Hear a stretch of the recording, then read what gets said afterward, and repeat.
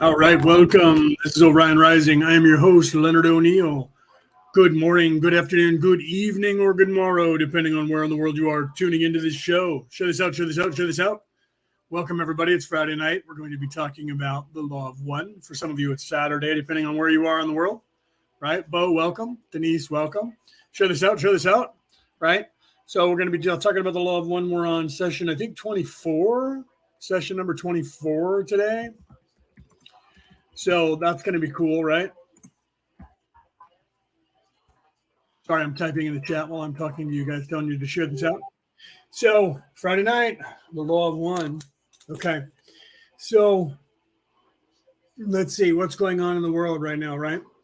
I always try to do a little bit of what's going on in the world. So my book is in the publisher. I literally just talked to the editors to get them started on editing.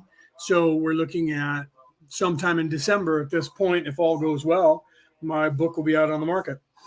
So now I'm in debt to about the tune of $5,000 to self-publish. And then there'll be more. They try to nickel and dime you to death for everything. They want to add all kinds of stuff. They want to get you up to about $10,000. But I'm probably not going to do much more, if anything else, because it's costing me most of the money that I own, that I have. I'm not a rich man. I'm on freaking government assistance, right? Government money. So on government retirement, and that's not a lot. Not for any, well, in most third world countries, it is middle class, but not anywhere else. Cassie, welcome. Okay, so we were talking last week about, when we were talking about the law of one, we're going to go into a new session today, but the session that we were talking about was the longevity of people towards the end there, and when there was interruption in the society. And that's happened, many times. And I've talked about that a lot, to people, because that's what the problem is, that everybody is in here, is that people found out, evil people found out the knowledge of the matrix and usurped it. And that's, constantly what's going on. George Soros just turned over the reins to his empire to his son, who claims he's going to be further left progressive than his father was, if you can imagine that. So we'll see what happens there. That's insane, right? To more commie than his father. That's crazy. More communist than his father. Okay, and they're literally playing out the Communist Manifesto around the world in most countries. And you guys, wherever you are in the world, you know that your government has become totalitarian. It has become communist, and they're trying to take over everywhere. You just need to resist them. It's just like all the lockdowns are coming back. I'm sure they're talking about it in your country already. Look out, be afraid. We're going into the flu season. Those of you in Australia, you guys are going into summer, so I'm sure they've been trying to lock you down the whole time, and you guys are going to be going into summer now. So they always, they try to tell you, oh no, there's this new variant and it's deadly, and then they go, oh well, it's not as deadly as the other one, and blah blah blah blah blah. So there's a fight going on in this country now to make it illegal for people to just make a blanket mandates. But of course, everybody's going, wait, individual freedom for states. All of a sudden, the same people who are trying to tell you that the federal government should be telling you whether you should wear a mask is now saying, wait, the individual states, counties, and cities should be able to decide about mask mandates for themselves. Funny, because when it came to talking about abortion, they didn't want to have everybody to have the vote. They wanted the federal government to tell everybody to tell everybody that abortion was legal. But when the opposing ideology said, I think we should leave it in the hands of all the people to vote on it, they were like, what are you talking about? No, we can't do that. And then here we are less than a year later, or about a year later, going, no, we shouldn't have the government telling us, the blanket mask mandates. And all of a sudden, those same people are like, wait, we should put it in the hands of the individual people in the individual counties and states and cities. Funny how all of a sudden things change in their ideology. Peter, welcome. Okay, so I just thought that was worth noting of what's going on. And all of that has to do with these evil people that have usurped the idea of what's going on here and taken away your freedom of choice without you even knowing it. They've just eradicated and erased the idea that there is total autonomy here, carte blanche to your choice. without letting you know that, because they don't want you to know that. They want you to be slaves. Somebody just posted that a nitrogen car is being manufactured out on the market. I remember in 1994 or 93, somewhere around there, I was driving with my then wife, and this guy in front of me, this old guy, I was 21, 22, and this guy was in his 60s, was driving this vehicle in front of me, and it broke down, and he pulled over. So I pulled over to see what was going on with him. And he told me he was testing a nitrogen engine, and he popped the hood, and his whole entire engine was a block of ice. It was frozen, all white, like snow all over it, because he had a leak in the nitrogen system, and it froze and seized up his engine. So myself and a police officer helped him push the car around the corner, and the police officer called to get a tow truck out there, and he was explaining to us that it was an experimental engine. This is 1994. So here we are in 2023. And that it was going to be the way of the future. And it's just now coming to fruition. And I stated to the person online, you're going to see that these same progressives that are talking about we need to get off of fossil fuels are going to tell you that nitrogen engines are bad for you and bad for the environment, when it in fact purifies the air as it drives. By the way, you should look into it. The only byproduct is water that comes out the exhaust pipes that don't spray on the car behind them, but they're going to try and say that. And that's it. And the water is not tainted in any way. And it actually purifies the air. It takes out so much carbon out of the air that it's literally 30 people the amount of carbon that you expel with your breath in a 24-hour time period. So every car driving for 1 hour is purifying that much carbon out of the air. And I said, here's what's going to happen. These same progressives that want to get off fossil fuels don't want this car on the market because it starts fixing the air, and they can't sell you climate change if these cars are automatically buffing the air of all the carbon that they're claiming is in the atmosphere that is creating the planet to heat up. You watch, these same people that are climate activists, that are progressives, are going to say this car is bad and that we should have electric vehicles. And literally 80% of the electricity in this country and most countries is still created by burning fossil fuels, coal or oil. But they don't want you to know that. They want you to think that the electricity is all free right now, and it's generated by these turbines in the air or the water turbines. And they've already gotten rid of nuclear-powered turbines to make electricity.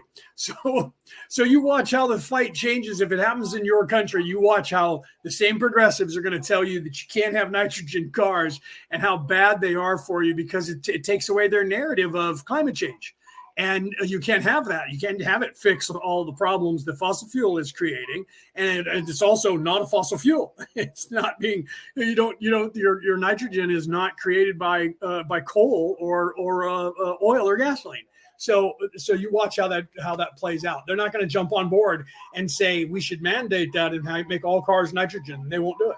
Because if they were going to do that, they would have made all cars nuclear. They would have just made it to where the radiation was buffed and you didn't have to worry about it. Nitrogen doesn't do anything besides make things cold. It can't kill you. Well, I guess it could if you're touching it and it freezes you, right? Then you could die. But, everything could, a car could blow up and kill you. Watch how this plays out, guys. Watch how these same activists who are wanting to fix the atmosphere and the world because of climate change are going to say, well, you can't use that car. No way, man. Get out of here with that. Okay. So let's go ahead and start with the law of one and get right into the next session. I'm going to do a sound check. I'll let it play. You guys let me know if you guys can hear it okay. Bo says electric cars are no good. They blow up and catch fire, right? Because the batteries, we're already having issues like with cell phones and cars starting to do that, where their batteries are heating up. I used to drive around golf carts that were electric, and the seat, if you drove for a while, the seat under your butt, because the batteries were underneath that, started getting warm, started getting hot. They would heat up, and they had to use a whole bank of batteries. They don't tell you that. They make it sound like you got one little battery like your cell phone, when you actually have to have, I had 4 or 6 car batteries to run this car, and it only had a charge of, I had to charge it every single day and sometimes twice a day, just driving it around the property that I was working on at the time. And so it wasn't like I was driving it, 50, 100 miles at a whack. And people that are getting these cars, they're saying we had to stop and sit for like 2 hours to charge the car.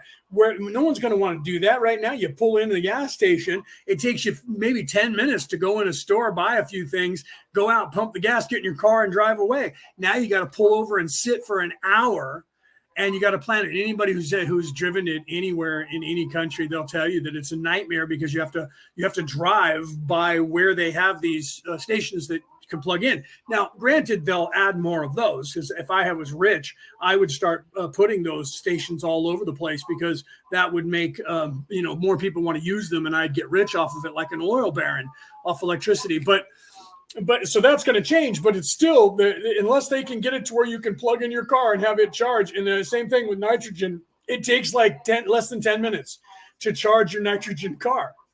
And then you can drive, I think they said it was quite a distance. It was something like 100 miles or something. It was 60 some odd kilometers. So that's at least, because 32 kilometers is 100 miles, right? So 60 is 200 miles. So you have a 200-mile radius, and then it takes you less than 10 minutes to charge it. And then you can take off again. So it's almost like gasoline. And you go farther than gasoline, but you watch how they'll change that, man. Can't have that. Oh no, those are bad for you. They're going to blow up. Okay, so let me start here with the law of one, and we'll, like I said, do a sound check. Let me know if it's loud enough. Okay, here we go. February 15th, 1981. 24.0 Ra. I am Ra. I greet you in the love and in the light of the infinite creator. I communicate now. 24.1 Questioner. We are a little concerned about the physical. Is that what that is? I'm sorry. 32 kilometers is 40 miles. So it's still 80. So it's still close to a vehicle with a 100-mile radius or so, right? Sorry about that. Okay. So thank you, Denise. Sounds good. Let's continue. Condition of the instrument. She has a slight congestion. If you can tell me of the suitability. Miguel, welcome, by the way. I haven't seen you in for a while. Welcome, brother.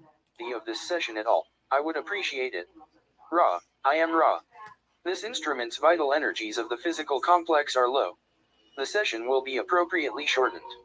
24.2 Questioner. She requests that if it is possible for you to cause the instrument's vehicle to cough at intervals that would help her. Is this possible? Ra. I am Ra. Please restate query, specifying interval. 24.3 Questioner. She requests that you cause the instrument to cough about at least after each communication. Is this possible? Ra. I am Ra. This is possible. Cough. 24.4 Questioner. Thank you. The way I intend to continue with the book is to follow on through the last 25,000-year cycle that we're in now, and possibly investigate a little of fourth density conditions, and thereby find many places that we can go back and delve further into the law of one. Okay, so Miguel said that 1 mile equals 1.6 kilometers. So I think they were saying, I'd have to look at it again, but I think the guy said that the nitrogen car goes like 69 kilometers on and before it needs a charge. And it doesn't take very long to charge it. So either way you look at it, if that's the case, then that's a little bit more than double. So so then, or 1.5. So we're looking at still close to like 100 miles, right? It's 69, 70 kilometers is almost 140 miles. So about 110, 120. So it's equivalent to a tank of gas, depending on how large your gas tank is and what your gas mileage is. And it's actually further than an electric vehicle, the best electric vehicle we have in America, on one charge. You can't go more than 100 miles. Some of these they're trying to charge them to get them. And I don't mean charge them as in plug them in, but charging companies to design one that goes more than 100 miles, because people are not wanting to buy them, because they're like, I can go 120 miles in my car before I have to fill up, and it takes like a minute and a half to fill it up. 2 minutes, 5 minutes max if you got to walk in and pay. 10 minutes tops if you're buying some soda and a candy bar or something at this, at the little store in the gas station, whatever. You know what I mean? All right, let's continue. The first material I expect to be not too deep with respect to the law of one. I hope to get into greater philosophical areas of the law of one in more advanced sessions, so as to make the material progress so that it will be understandable. I hope that I'm following the right direction in this. In the last session you mentioned that during this last 25,000-year cycle the Atlanteans, Egyptians, and those in South America were contacted, and then the Confederation departed. I understand the Confederation did not come back for some time. Could you tell me of the reasons, and consequences, and attitudes with respect to the next contact with those here on planet Earth? Ra. I am Ra. In the case of the Atlanteans, enlargements upon the information given resulted in those activities distorted towards bellicosity, which resulted in the final Second Atlantean catastrophe 1082 10,821 of your years in the past, as you measure time. Many were displaced due to societal actions both upon Atlantis and upon those areas of what you would call North African deserts to which some Atlanteans had gone after the first conflict. Earth changes continued due to these, what you would call, nuclear bombs and other crystal weapons, sinking the last great land masses approximately 9,600 of your years ago. Right. So here now we're referring to a lot of people, crystal weapons, crystalline weapons, and nuclear weapons. This would be the war of the gods that the Hindus talk about. Okay. And this would be around that time. So it's almost 10,000 years ago. That was, at the end of the last ice age and the flood.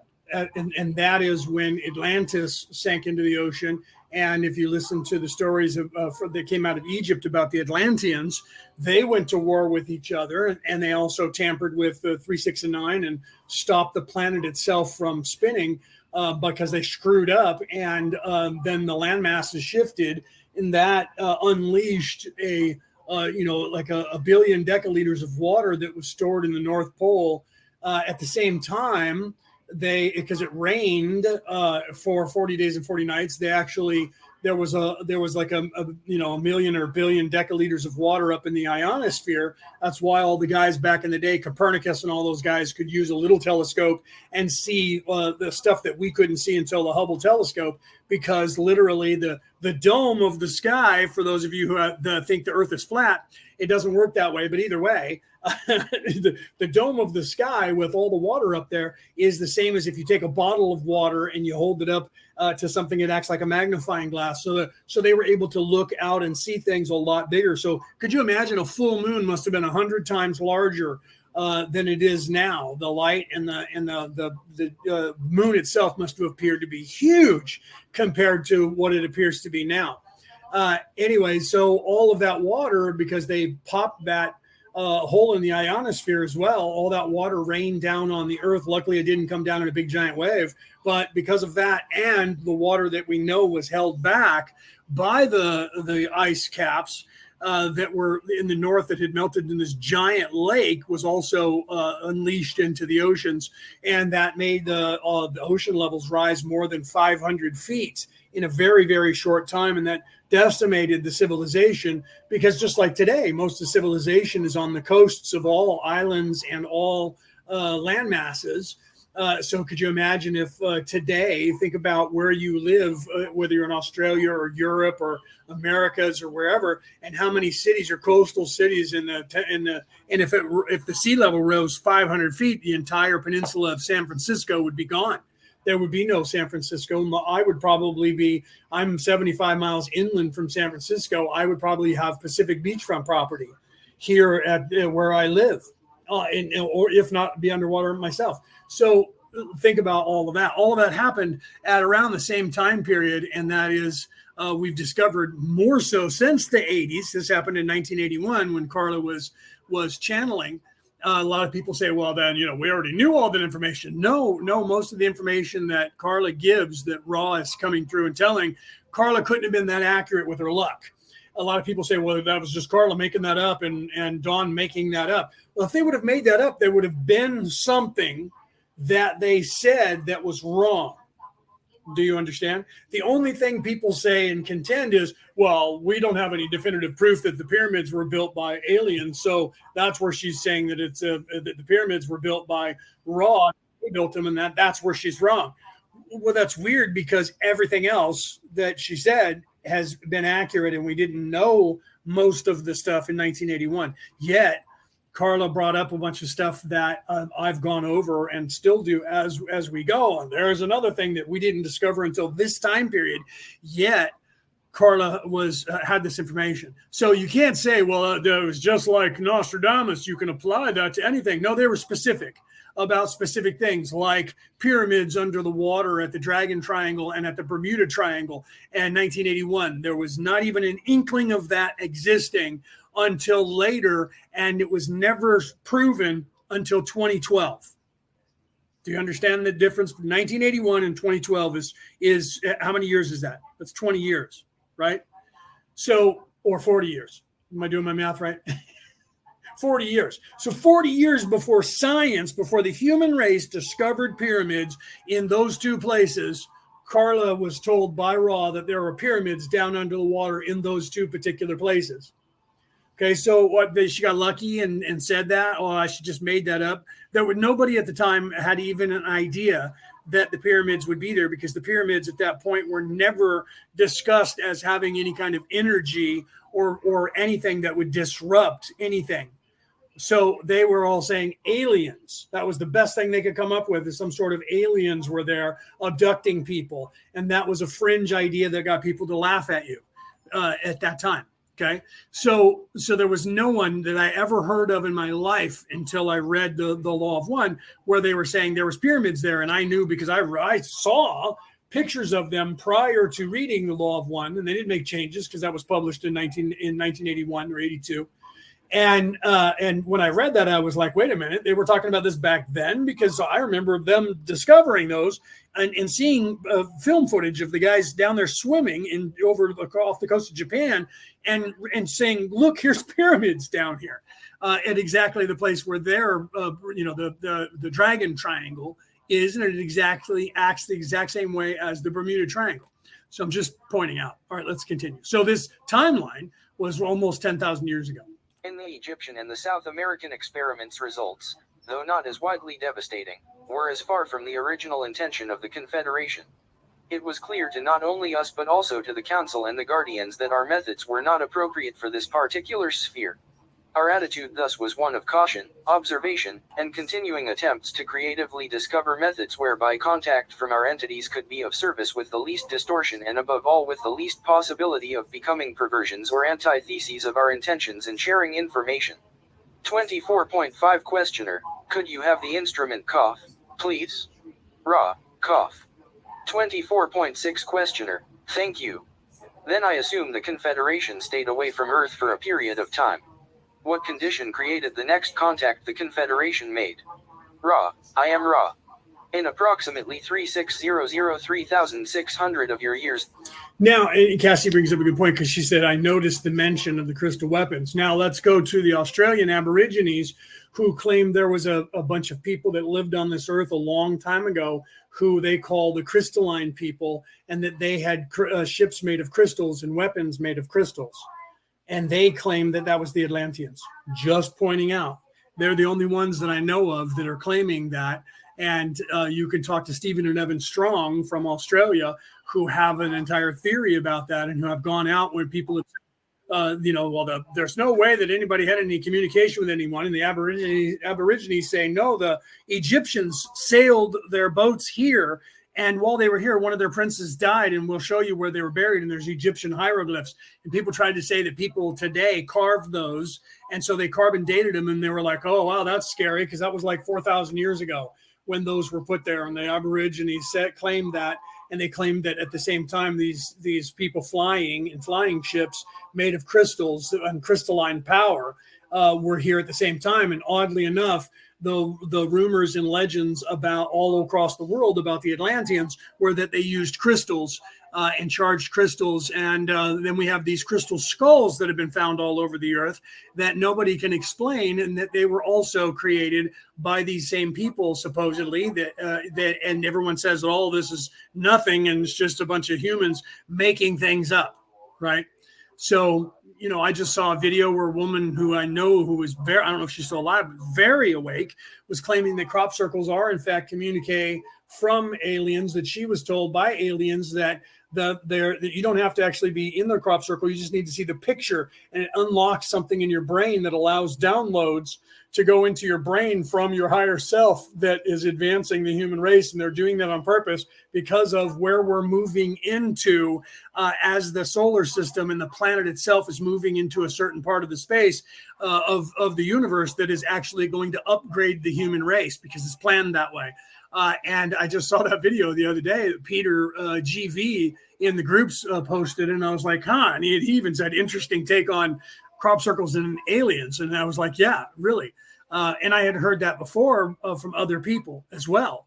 but I haven't talked about that a lot on air. All right, let's continue.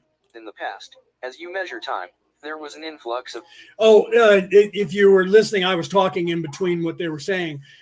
Cassie said, "Why are they asking Dawn to cough?" They weren't. They were asking. Dawn was asking Raw to have Carla cough because Carla was saying that Raw was coming through saying that Carla had something in her throat and that was causing a problem, and that she needed to cough. So Dawn, the questioner, her husband, then heard that from Raw and said, "Could you cough?" And Raw coughed to clear the phlegm out of her throat so she could continue, because there was something in her throat that was causing her to have issues with trying to channel and speak, or Raw channel and speak through her. Those of the Orion group, as you call them. Due to the increasing negative influences upon thinking and acting distortions, they were able to begin working with those whose impression from olden times, as you may say, was that they were special and different.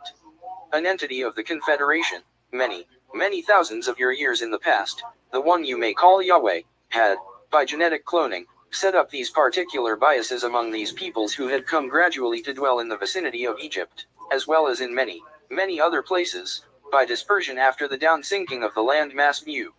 Here the Orion group found fertile soil in which to plant the seeds of negativity, these seeds, as always, being those of the elite, the different, those who manipulate or enslave others.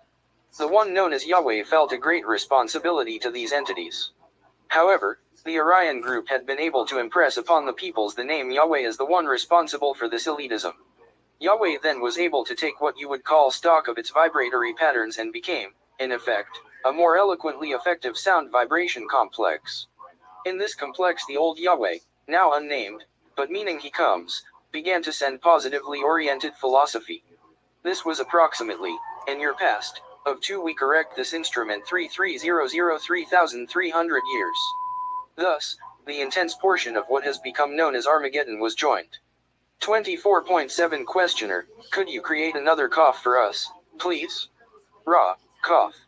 24.8 Questioner, thank you. I have a question about how the Orion group got in 3,600 years ago. How did they get through the quarantine? Was that a random window effect? Ra, I am Ra. At that time this was not entirely so, as there was a proper calling for this information.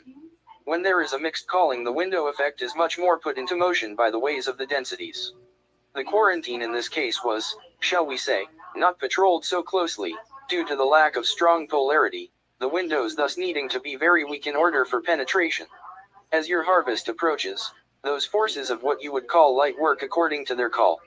The ones of Orion have the working only according to their call. This calling is in actuality not nearly as great. Thus, due to the way of empowering or squares there is much resistance to penetration. Yet free will must be maintained, and those desiring negatively oriented information, as you would call it, must then be satisfied by those moving through by the window effect. Cough. 24.9 Questioner, then Yahweh, in an attempt to correct what he saw as what I might call a mistake, I know you don't want to call it that, started 3,300 years ago with the positive philosophy. Were both the Orion and Yahweh philosophies impressed telepathically, or were there other techniques used? Ra, I am Ra. There were 2 other techniques used, one by the entity no longer called Yahweh, who still felt that if it could raise up entities which were superior to the negative forces, that these superior entities could spread the law of one. Thus this entity, Yod-Heshin Vaheb, came among your people in form according to incarnate being and mated in the normal reproductive manner of your physical complexes, thus birthing a generation of much larger beings, these beings called Anak. The other method used to greater effect later in the scenario, as you would call it, was the thought form such as we often use among your peoples to suggest the mysterious or the sublime. See, so now there was a whole race of people, and then now in history we know there was these people that were considered giants that were here for a while, and that other people decided to murder them all off. And there's fables about these giants being red-haired and like freckled beings, and that the last vestige of them were killed in a certain cave. And I don't remember what country. I just remember that Ancient Aliens talked about it on one of their episodes, and that they actually went into that cave and found skeletal remains. But that, of course, the mainstream societies around the world confiscated them and didn't want anyone to know about that race of people, like they didn't want anybody to know about the elongated skulls. You may be familiar with some of these appearances. 24.10 Questioner, could you state some of those after making the instrument cough, please?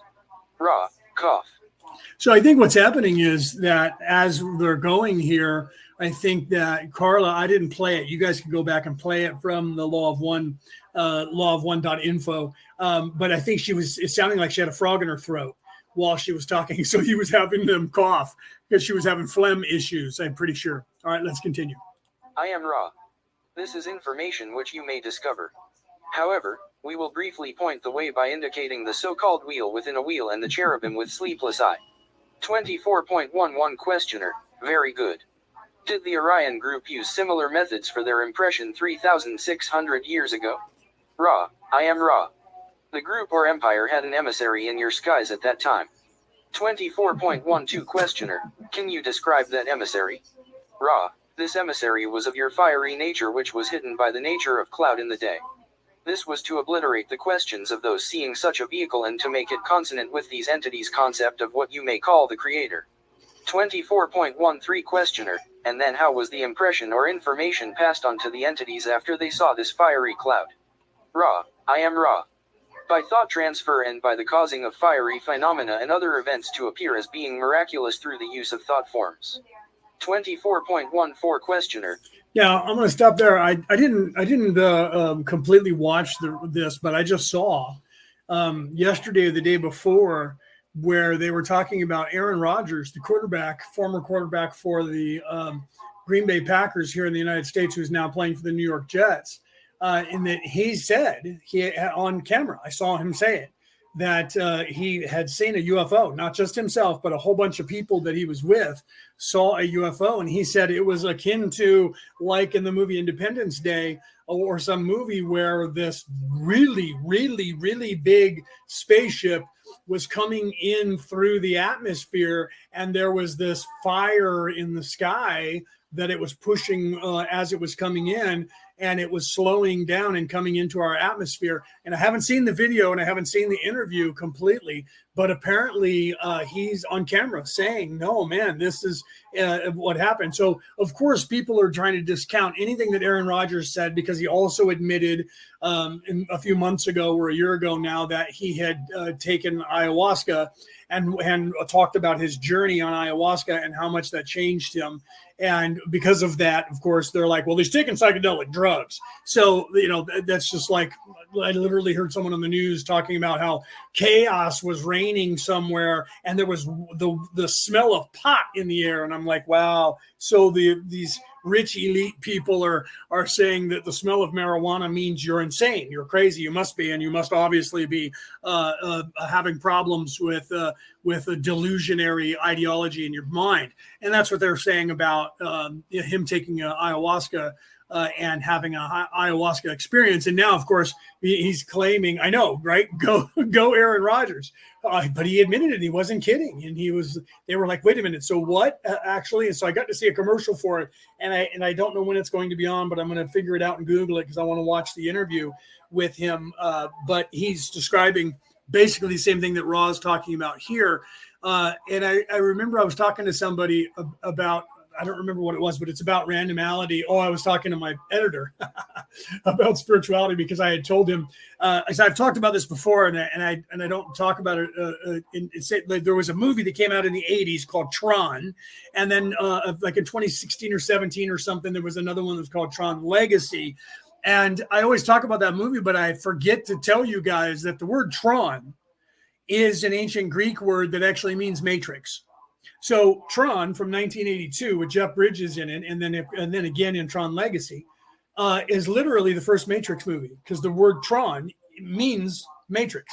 A lot of people don't know that, and I failed to tell people that. So when I was talking to the editor about spirituality, because you know me, guys, when I get talking about stuff, I had to produce myself and tell myself to get back on talking about editing the book. But I was explaining to him, because he asked me a question when I used the term density, if I meant destiny.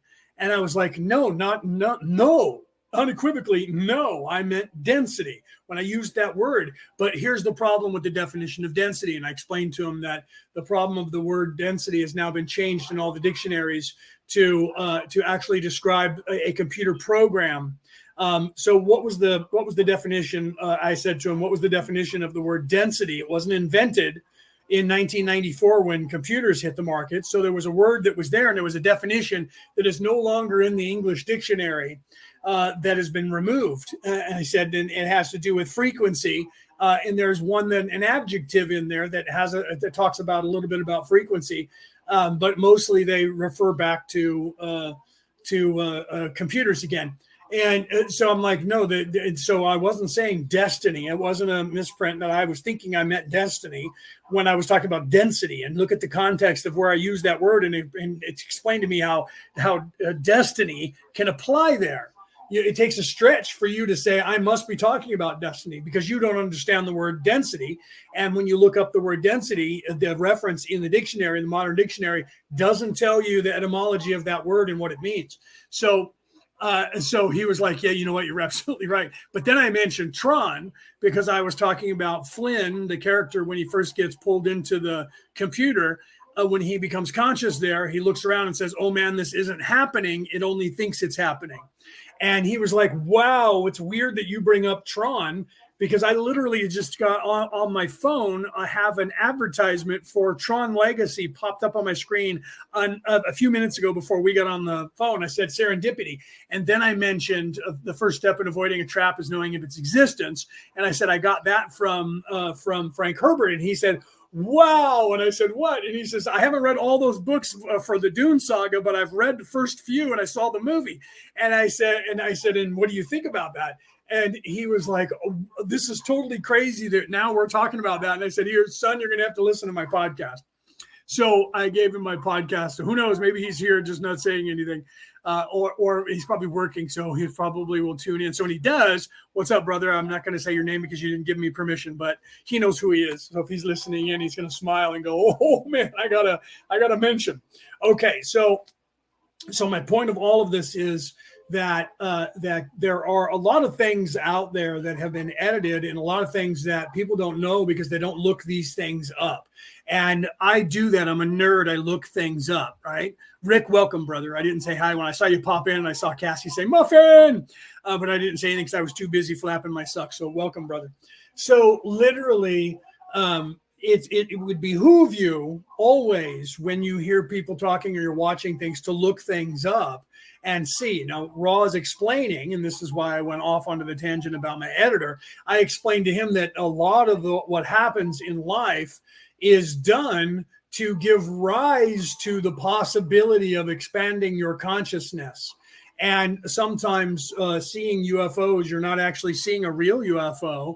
It's something that is being downloaded into your mind to make you believe that you see it, because it's actually helping you expand your consciousness to the ideology that we are not alone on Earth, so that you can then have the possibility, or as Raw would say, the probability of expansion of your consciousness into the realm of something larger than this mundane third dimensional flesh body that the Bibles would talk about, and that actually assists. Now, I'm not saying that that's what happened to Aaron Rodgers. I'm just saying that the story in and of itself might have been something that came from that, but who knows what he saw? He could have seen a possibility of, a real, actual physical craft that the government will never atone to. They'll never admit, right? And that's why they get away with this stuff, because they cast doubt on anyone who says, I saw a UFO. I saw one too, but I believe it was a military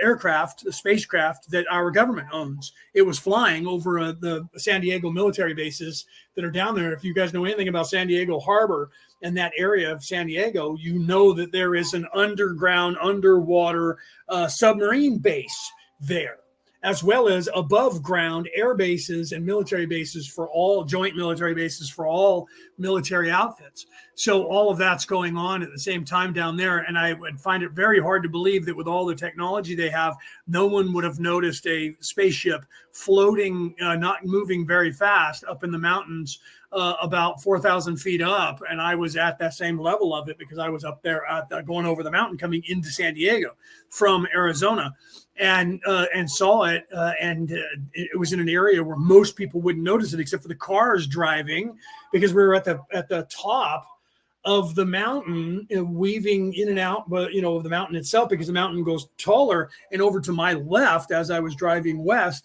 over to my left was a valley that I opened up into as I was going around a corner. And I happened to look over there because the motion, and bam, there's this cigar-shaped matte black craft floating in the air that is round. It looked like a cigar that's round on both ends, and like as if the cigar had been chopped, so it didn't come to a point, literally. And I watched it, and then I'm trying to drive at the same time, and so I looked to the left, look back, don't crash, stay in the lane, look to the left, look back as fast as I could.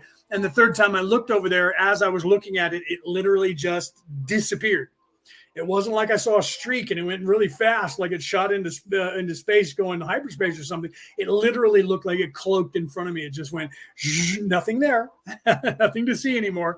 And I just smiled and kept driving. And I was, wow, I just saw a UFO, but it was probably not, or a UAP, what they call it now, but it wasn't unidentified. I'm sure that our government owned it, or they knew who was flying it. I believe that our government owned it. Okay, let's continue. So this is what Ra is going to explain right here, is that some of these things happen to give rise to the possibility of expansion of your consciousness, and that they're a thought form, not an actual physical UFO.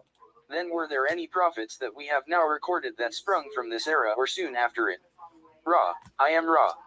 Those of the Empire were not successful in maintaining their presence for long after the approximate 30,000 date in your history, and were, perforce, left with the decision to physically leave the skies. The so-called prophets were often given mixed information, but the worst that the Orion group could do was to cause these prophets to speak of doom, as prophecy in those days was the occupation of those who love their fellow beings and wish only to be of service to them and to the Creator. 24.15 Questioner, after making the instrument cough. Ra, cough. 24.16 Questioner, could you tell me if you're saying the Orion group was successful in polluting, shall we say, some of the positively oriented prophets with messages of doom? Ra, I am Ra. This is correct. Your next query shall be the last full query for this session. 24.17 Questioner, could you tell me why the Orion group had to leave after, I believe, it figures to be a 600-year period, why they had to vacate? Ra, I am Ra. Although the impression that they had given to those who called them was that these entities were an elite group, that which you know as diaspora occurred, causing much dispersion of these peoples so that they became an humbler and more honorable breed, less bellicose and more aware of the loving kindness of the one Creator. The creation about them tended towards being somewhat bellicose, somewhat oriented towards the enslavement of others, but they themselves, the target of the Orion group by means of their genetic superiority/weakness. Oh, yeah, we do, Rick said. I thought America sold edibles. They're here. You can get them. Some you can. It depends on the state that you're in. Some states, just like here, there's like the majority, 3/4 of the states, marijuana is legal in, but there's still states like the state of Texas that is a felony if you get caught with any marijuana, and some give you recreational. California, odd that you bring that up, California is literally right now moving a bill through the state legislature to legalize or decriminalize, that's the first step, mushrooms in this state, which of course was the laughingstock of the Fox News for the nation. Oh my God, there goes California, and they're gonna, for medicinal purposes for people, because it helps people. They help people that have mental problems and other things, and some cancers and things like that. So the state of California is actually working on trying to get that as an edible, mushrooms legalized here. Like in Canada, I'm pretty sure it's legal. I remember Omar talking about it openly and eating mushrooms on air, and talking about going camping with a bag of mushrooms with his wife, and that she ate too many, and he knew she was going to be tripping for the whole weekend, so he ate a bunch with her so that she wouldn't be alone. And that stuff's legal there. You can buy. So yeah, no, Rick, here mostly in some states, not all, but edibles are legal in some states, and it's not a blanket thing. And there's we have 50 states here, so But right now, currently, it's something like 32 states have legalized marijuana, but the rest have not yet. So it just depends on where you are in the country for edibles. Same thing. All right, let's continue.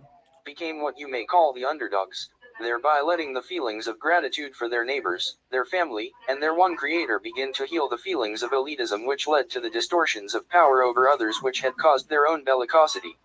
Any short queries may be asked now. 24.18 Questioner. There's one thing that's been bothering me a little bit which I was just reading about. Cough. 24.19 Questioner. It's not too important, but I would really be interested to know if Dwight Eisenhower met with either the Confederation or the Orion group during the 1950s or that time. I am the one of which you speak met with thought forms which are indistinguishable from third density. This was a test. We, the Confederation, wished to see what would occur if this extremely positively oriented and simple congenial person with no significant distortions towards power happened across peaceful information and the possibilities which might append therefrom. Now, Laura Eisenhower, the granddaughter of Dwight D. Eisenhower, not too long ago, a few months ago, she claimed he never met with any aliens. Right, but I don't know if she furthered that by saying, he was delusional or it was a dream or any of that. But the theories are out there that he met in secret with all these aliens, and she says that no, I haven't talked to her, so I don't know the full story. So I don't know if she claims he had some stories about it or that it was never talked about. However, there's the theory there from people out there in the world claiming that her grandfather did, and she claims no. But that doesn't necessarily mean that he didn't, because why would you tell your granddaughter if you're part of you're the president of the United States and you're sworn to secrecy? Why would you tell your family for certain one way or the other as time goes? So you can't really discount it, but you can't really count on it either. So, but I haven't talked to her to ask her those questions myself, but I just saw that she had said that because a lot of people kept claiming that he knew all about it because he talked to aliens and yada, yada, yada. And she was like, he didn't talk to aliens. But then, if it was a thought form, maybe he realized that it was a thought form and that it wasn't actual aliens. I don't know. I'm just giving you both sides of what I've heard, and she's related to the man. But that doesn't mean anything. I don't know everything about my grandfather. I had to be told by my grandmother that the day my grandmother met my grandfather, he was packing a pistol in his waistband. My grandfather never bragged about that. He never talked about that. I never thought my grandfather owned a gun. And my grandmother was like, no, he owned several guns and he's always had a gun and he took one with him. I was like, no wonder he and my father got along, because my father did that. He'd have a gun in the boot and he used to wear a shoulder holster, and you could never tell my father was armed. And he had two or three guns and a bunch of knives on him at all times and extra ammo. That's the way he was. Right. So apparently my grandfather, that's my mother's father I'm referring to, apparently he was the same way. My grandmother met him. He was dressed in a three-piece suit at a dance out here in the San Francisco Bay Area of California. And when they were dancing on the dance floor, he unbuttoned his overcoat, his jacket that he was wearing, his suit jacket, and it opened up while he was dancing, and she saw a gun in his waist, and she thought he was an IRA gangster. Turns out he was an IRA gangster, but she knew at that moment that this guy's a gangster, and he's got guns, and he's probably an Irish Republican Army. And he was right, but she was just knew it at that point, and so that's when she realized, I'm going to end up marrying this man. So carrying a gun was a good process for my family, because I wouldn't be here if my grandfather didn't show up at a dance to meet my grandmother carrying a gun, because she might not have fallen in love with him right then and married hhim and had my mom. So I would never have been here. Who knows what would have happened, right? Weird things happen. All right, let's continue. We discovered that this entity did not feel that those under his care could deal with the concepts of other beings and other philosophies. Thus an agreement reached then allowed him to go his way, ourselves to do likewise, and a very quiet campaign, as we have heard you call it, be continued alerting your peoples to our presence gradually. Events have overtaken this plan. Cough. Is there any short query before we close? 24.20 Questioner. The only other question that went with that is, was there a crashed spaceship, and are there small bodies now stored in our military installations? I am We do not wish to infringe upon your future. Gave we you this information, we might be giving you more than you could appropriately deal with in the space/time nexus of your present somewhat muddled configuration of military and intelligence thought. Well, Cassie, that goes. Cassie said, but all like every other, so it's not legal in her state, but in every other state around her, it is legal. Well, that's just like a right to carry in the state of California. Open carry, you can't do, but you can do that in Arizona, you can do that in Nevada, and you can do that in Oregon. So literally all the states that, except for Tijuana, but you can do it there too. So every state that is literally and a foreign country that it prefaces all three sides of California that is not facing the ocean are allowing people the right to carry guns, and California doesn't allow you to do that. You have to have a permit to carry a gun openly in public, and they don't allow you to carry a loaded gun openly in public anywhere in the state of California. However, because the other states do, I can get away with it. I can strap on a gun and walk outside, and the cops will be like, "Whoa, pull guns on me." I'm like, "What are you doing? Do you have a permit for that?" No, I'm an Arizona resident. I don't need to ask your permission to carry this gun. But the only thing they can get me on is if the gun is loaded, because they have laws against that, but they have to allow me to carry the gun. And it's the same thing as I can take guns across the border back and forth between states because the Constitution of the United States of America allows me to do so. So they have to abide by that. But they can say, well, we don't allow guns in the city. You've seen all the Western movies where they go, no guns in town. And so they have an ordinance or a law in that city because they don't want people shooting people up. That doesn't change anything. People carry guns and shoot people more so in cities where they tell you no guns than it happens in cities where they allow everyone to have a gun. That's been proven. They don't want you to know those facts. Okay. So the same thing is, my point of this is the same thing for medicinal marijuana or some other, mushrooms and things like that. In the places where they allow it to happen, everyone's like, oh, there's got to be people laying in the streets just with needles hanging out of their arms. That's what America used to say about England, because they had allowed people to shoot up over in England and do drugs. And they're like, there's people in the streets over there that are just completely hooked on drugs, and they're laying around with needles in their arms and doing drugs. Have you been to any American city in the last 20 years? Because all the cities where they don't allow drugs, you have the largest homeless population, and people have filmed it. They're on drugs, doing drugs openly, shooting needles, smoking dope, and passed out, and some of them walking like zombies in these places where they don't allow it to happen, but they're not doing anything to stop the homeless people from doing it, or anyone else for that matter, on the streets. So these same places who pretend to be against these things are allowing this to happen. And what they were claiming would happen if you legalized it is exactly what's going on in those places currently. And the places, if you go to London, the streets are clean, and you might find one or two homeless people, because you can't have a country that doesn't have any homeless people, because if you get arrested and they move you on somewhere, you're going to end up hanging out in the bush, hiding, whatever. You know my point? Because some people are just that way, either mental problems or they just choose to be outside of society. So yeah, it's kind of stupid, right? But you have to allow everyone to have the right to vote on things. So that's the part that kind of sucks when you really get down to it, is brass tacks. You have to give people a vote, and some people have an opinion, and they don't realize that all the truths we cling to depend greatly on a certain point of view, our own. And it just depends. The best thing that happened over here in this country, they have these open borders, is that the governors of these Republican states that are the open borders, that all the Democrats were literally moving all the people coming across these borders to all Republican-run states and cities, and dumping them off. So these Republican governors and people started doing the same thing and taking them to these Democrat states or these progressive states that claim to be sanctuary cities. And now all of a sudden, it's a crisis. So sometimes what's good for the goose is good for the gander, as it were. And then things get done. Things were never going to get done. More than 2 million people per year are coming into the United States that we're aware of now that the borders are this way. So, I made a joke. I remember joking back years ago because of the amount of people coming into the United States, where when you go over here in this country, guys, if you're from around the world, you may not have this problem. But in this country, when you go to places like lumber mills, like we have like Home Depot and Lowe's, and those are places where contractors and anybody building houses or maintaining them, doing any kind of work like that in construction, they buy all the materials from these big box companies. And sitting out in the parking lot is hundreds of illegal Latinos, mostly, sitting out in the parking lot wanting to be day laborers for cash. And so they sit out there and people pull up and they say, I need 3 guys. And 3 guys will jump in the back of the truck and you negotiate how much you're going to pay them per hour in cash.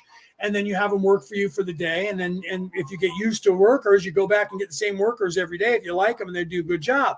And they get paid cash, so they don't have to declare it, and they don't have to pay taxes to the government, and they exist that way. There's nothing wrong with that. Some people would say, well, they're illegal, they shouldn't be working at all. But they're coming here from places where they don't make much money, and their governments are evil. And once this place turns into that, you'll see a ghost town. They'll all leave here.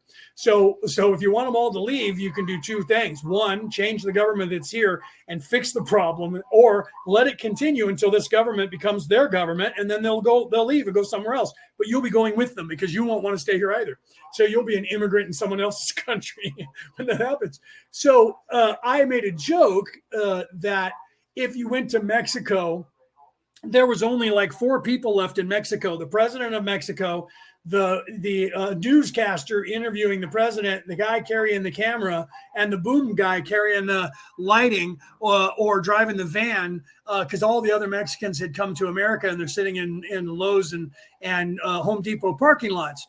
Now it's even more so than that. I mean, it's so bad nowadays that they're moving them into hotels, and those are overflowing. They're moving them into schools. Those are overflowing. They're moving them into parks, and they don't know what to do with them anymore because there's so many. Well, eventually they're going to be so overrun everywhere in this country that everyone is going to vote these people out that are having this problem. So my idea of these people that are supposedly illegal aliens is the same that Ronald Reagan had back in 1984, where he said, put them all on the payroll, make them all citizens, and put them on the payroll, give them a social security number. Why? Because now they have to pay taxes. Now they have to go to work, and most of them are going to want to because they just want a living. They just want to be an American citizen anyways. So that's going to piss off the progressives the same way it did when Ronald Reagan did that. And he said, anyone who comes and signs up gets to be a citizen, and we're not going to put you in jail and deport you. We're going to literally make you a citizen. And at first, nobody showed up. And then a few started showing up. They told all their friends, and everybody showed up. And guess what? We had prosperous times because we had this influx of taxes that were paying into the system to pay for their kids, to pay for their wives, all the stuff that's going to them for free right now that is being taxed onto the people. So the best thing you can do, you have a problem, it's already here. You can't round up 20, 30, 40 million people and push them across the border. The best thing you can do at this point is accept them, make them citizens, and get them on the payroll, because that makes the world more prosperous. It makes the country more prosperous, because now they have to be paid a prevailing wage, but they also have to pay taxes on it, which means they're part of the system now propagating this entire economy instead of living off of the economy with nothing coming back to the economy except for their exchanging of money by paying cash for everything. So, but there's no taxes being collected. That means that no money is going to the poor, no money is going for medical, and all of them are on assistance. So they're all getting free stuff, free food, free medical, free money, free education for their kids. And they're not paying into the system, which is taxing everyone else. So they have to raise the taxes on the taxpayers. You guys need to take a civics class out there on the planet. Take a civics course whatever country you're in, and learn economics, political geoeconomics, and civics, because then you're going to realize that the reason things are bad in whatever country you're in is because you're uneducated, and so is the general population, as to what's being done to you and how. And you don't have any of the ideas of how the solutions actually work. Therefore, you just go by what the politicians tell you, and they're lying to you. They've all taken these courses. They've taken economics courses, they've taken civics courses, they've taken all these courses in their upbringing that they've paid millions of dollars for. So they know And they're not telling you the truth of what's going on and how to fix it. They're like, we need to stop the border from people coming in. Well, you already got, that's like saying that the dam broke and now we're flooded everywhere and we need to put a dam back up. Yeah, we do, but that's not going to solve the problem of the flood that's already all over the land.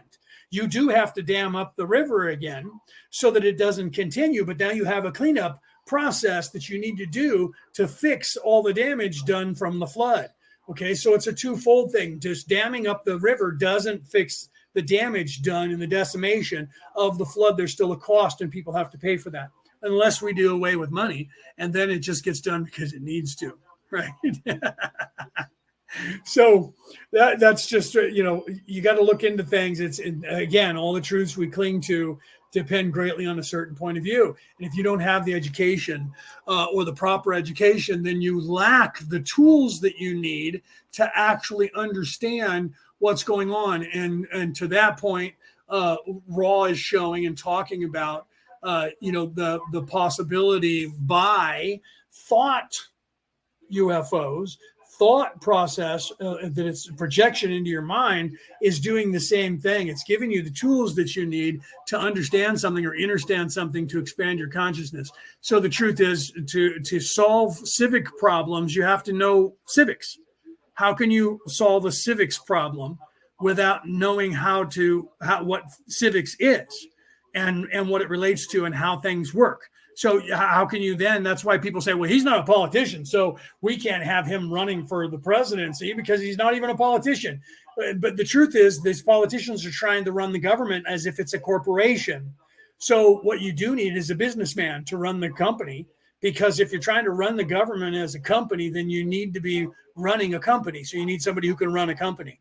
If you're going to try and run a country, then you need someone who can run a country. I agree. So, but if you're trying to say this is a country and not a business, then stop acting like it's a business and stop running it as if it is, because anyone who's taken a civics course realizes that they're running it like a business. That's why they're allowing all this lower class labor to come in through the southern border, because they want votes for putting them on the system for free, and they want to pay them under the table so that they don't have to be paying them too much because to get by, because they'll only work for, say, $15 to $20 an hour. Well, if minimum wage is $7 an hour, those guys are going to want $20 an hour cash. If you pay them $20 an hour and taxes, they're only making $17 an hour or less. So they're not going to want to work for that. So there's the problem, and that is a civics issue, not an immigration issue, and that is and how that applies. I know some of you are like, oh, well, that doesn't apply to aliens. What are you talking about?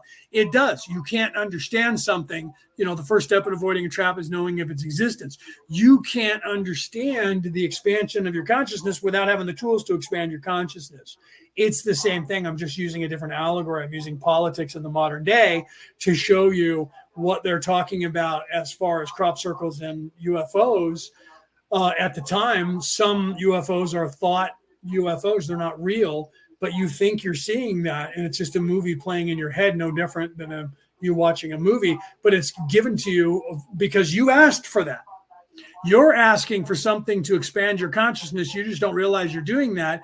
And that's being given to you by the universe itself. So when people are like, oh, I saw a UFO, I'm like, there's a good possibility that what you saw may not have actually been a physical UFO. It's the same thing when I think about the UFO that I saw down in San Diego. It's a possibility that I just saw that and it was a thought form. It's just as possible. That's why you have to realize that about this reality, that everything you see and hear doesn't necessarily mean it's actual, that you're seeing and hearing anything. And the governments or the evil people know that. And that's why they cast doubt on everything by saying that could have been just in your head, because they know that it's actually plausible that it could have been just in your head. All right, let's finish this session today because we only have 59 seconds, 1 minute left. Therefore, short session, like last week and the week before, or 2 weeks ago, or whenever we started that other session, there was like 45 questions. And in last week, there was 28 or something. And this week, there's only a few. It's not as many. I think there was 20 maybe. We shall withhold this information. 24.21 questioner. Yeah, see, 21 is going to be the last question. Okay. Sorry to bother you with these type of questions. Raw, cough. 24.22 questioner, but they were just bothering me. We will continue in our next session with the Law of One and keep that uppermost in the scope of the book and try to get more deeply into the philosophy as we build a framework for reference to the philosophy. Thank you very much. Ra, I. 24.23 Questioner. Oh, please, I'm almost ready. Is there anything that we can do to make the instrument more comfortable? Ra, I am Ra. You are conscientious. Be careful only to adjust this instrument's upper appendages if its upper body is elevated. I am Ra. All is well. It is our joy to speak with you. We live in the love and the light of the one infinite Creator. Go forth, therefore, rejoicing in the power and the peace of the one Creator. Adonai. Oops, sorry, I was starting that over again. Okay, so I'm not going to start the next session this week. We'll start that next week because I'm not going to go on for 3 hours this week. It's been a crazy week for me, and it still might be crazier. So, but we will. So if you guys have any questions, let me know. Otherwise, I'll just cover a little bit more, and then I'm going to get off here and keep it under 2 hours today. So you have to realize that, again, like I was saying, that you have to take everything with a grain of salt, because some of what we think is real and is not. And to the truth of that is that 90% of everything that you think is real is in fact not. Most of this, which is happening to you, that you're experiencing, is in fact an illusion. It's not actually happening. It just thinks it's happening. It doesn't know that it's not real. It's just doing its job. It's like your body. Your body is doing its job. That's all that it does. So when some trauma happens, your body records it and feeds it back to you when you bring up that physical memory, exactly the way that it happened the first time. It doesn't know that it happened 20 years ago. It records it just like a recorder, like you record off your cell phone or a video camera or whatever.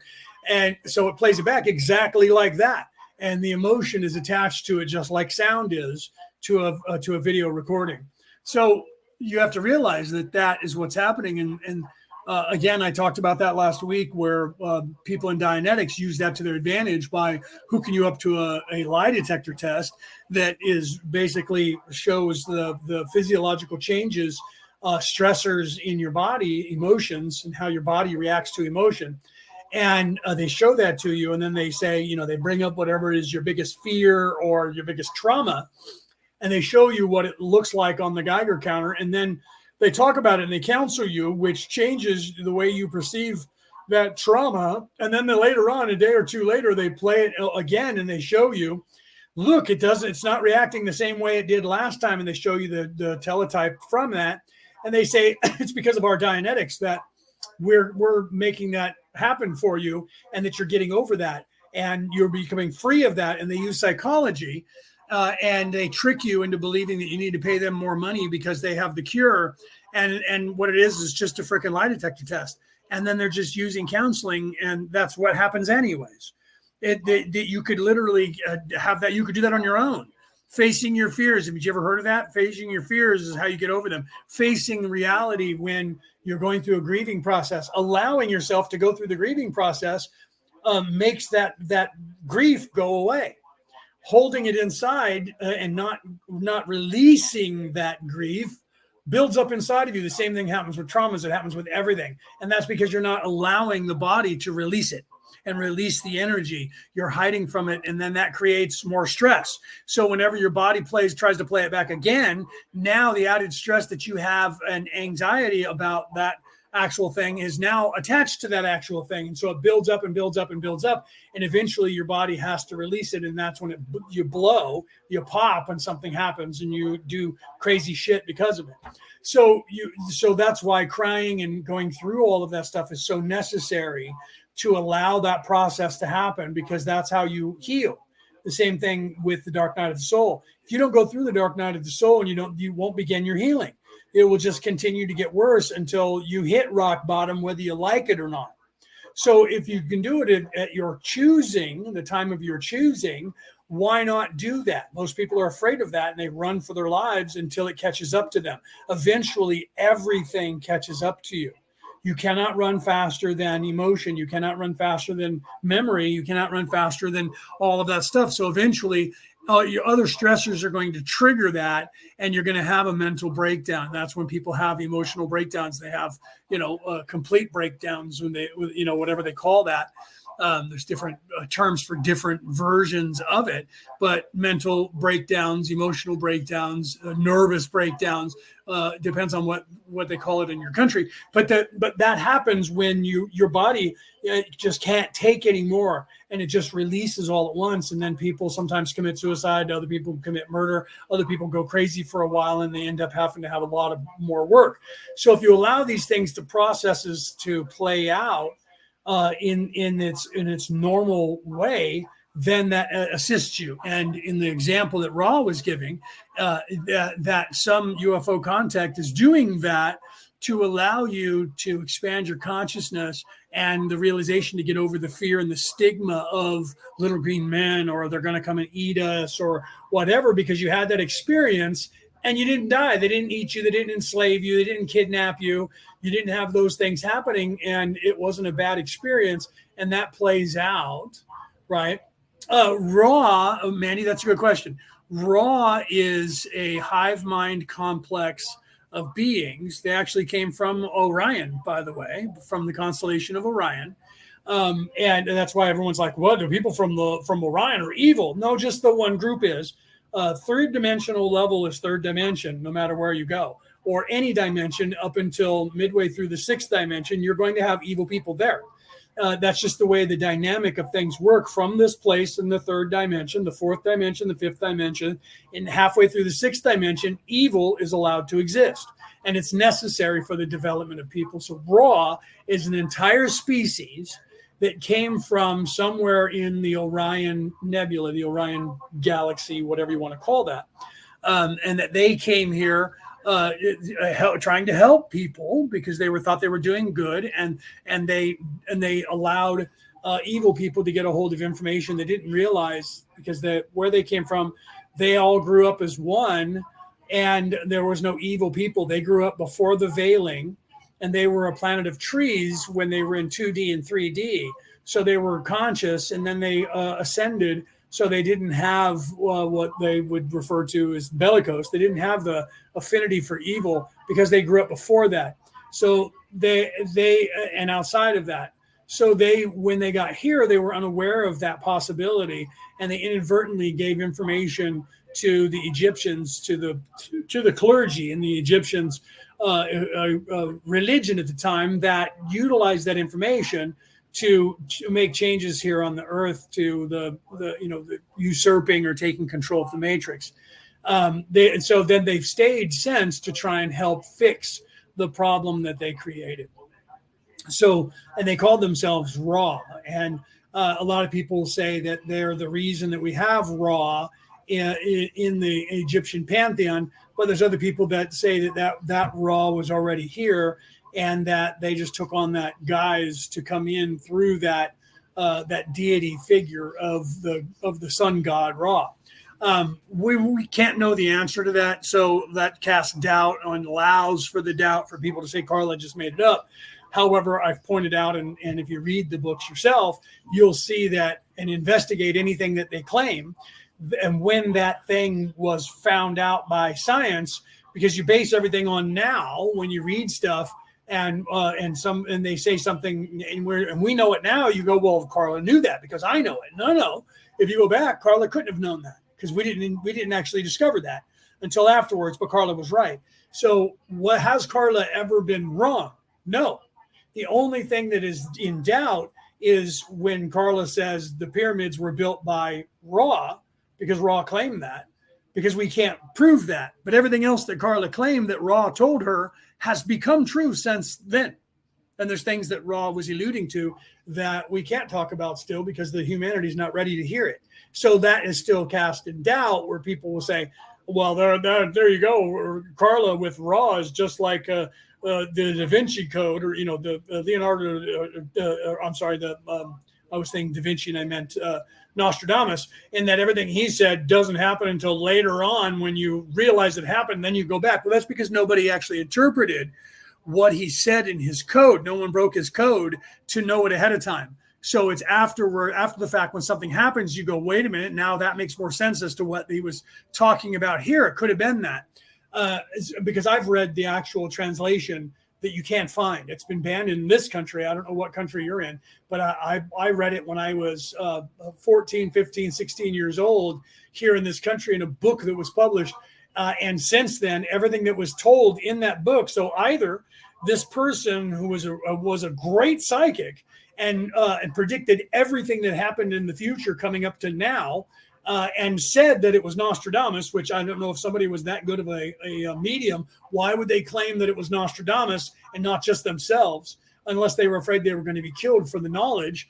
But either way, whatever was said in that book, including 9/11, including the space shuttle accidents that have happened, the one that had all the people on board that blew up on taking off, the other one that burned up during reentry, all of those things I read when I was 16 years old, and it wasn't just me, so I didn't have a dream. I would love to say the same thing. Well, I got all that in a dream one time, and that I'm a great prophet.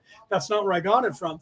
And including the Third World War and how it was going to happen and when and what was going to take place. But we stopped talking about prophecy because of everyone being creators here. If I tell you about prophecy and you believe it, then you're going to make things happen that we don't necessarily want to happen.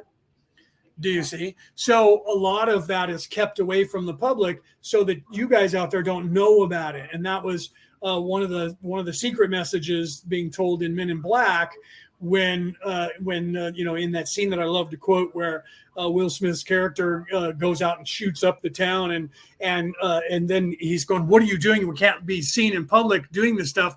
And he says, "Screw all that hiding from the public bullshit. There's a Carillion death ray up there with this galactic ship that's going to blow up Earth in like 2.5 hours if we don't deliver this galaxy." And Tommy Lee Jones' character says to him, "There's always a Carillion death ray or a mothership that is going to blow up Earth all the time.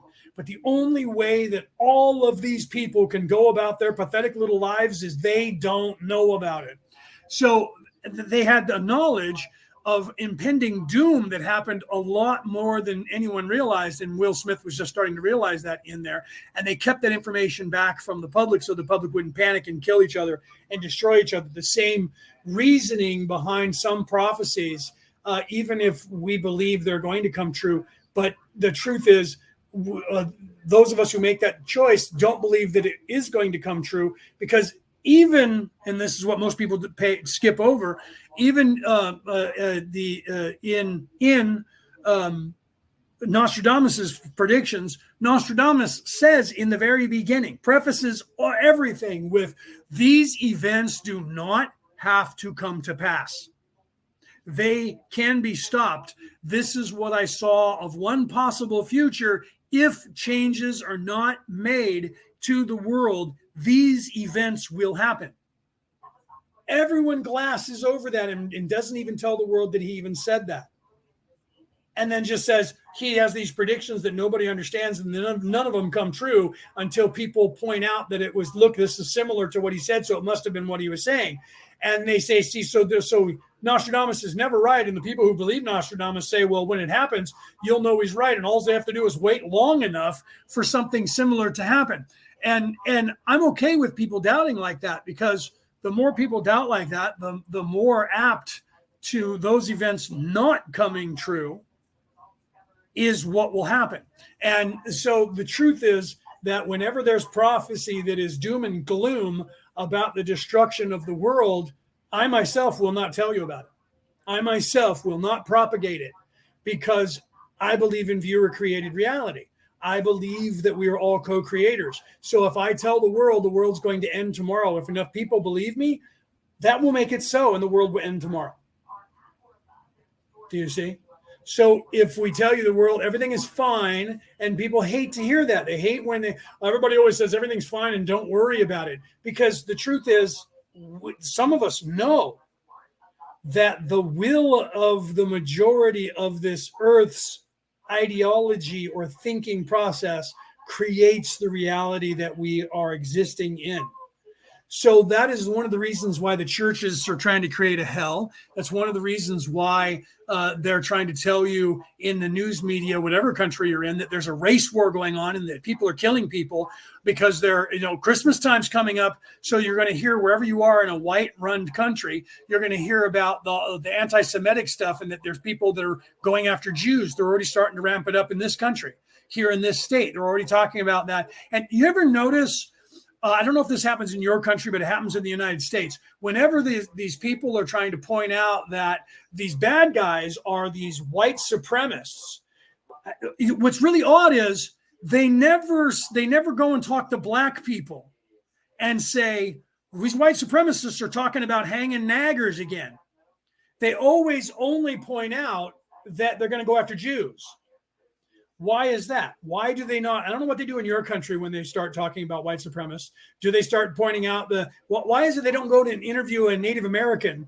Because the white people have done more damage to Native Americans than they ever did to black people or Jewish people in the United States. So when they talk about all these white supremacists are becoming very violent around the world, how come you don't hear them going to Native Americans and saying, have you had white people come in and start killing and raping and murdering Native Americans? You know why they don't do that? Because the very people because then what they're going to talk about on camera is what they're talking about on the television shows where they show Native Americans like Yellowstone and like Dark Winds, which you guys may not have even heard that one. That takes place in the 1970s in Arizona and New Mexico on Navajo land. The entire thing is set around the sheriff of the Navajo Nation and what's going on with the Native Americans. And they literally are telling you that to this day, and the Canadians are famous for this as well, to this day, right now, in the United States of America, it's still mandated that they euthanize Native Americans. And they brought that up. That was being done for generations, for hundreds of years. Okay, and I'm sure they do the same thing to your Aborigines, Ann and Rick over there and Bo in Australia. I'm sure that they do the same thing to those guys. And so you guys know what I'm talking about. So whenever they talk about in your country, they talk about Jews there too instead of your Aborigines?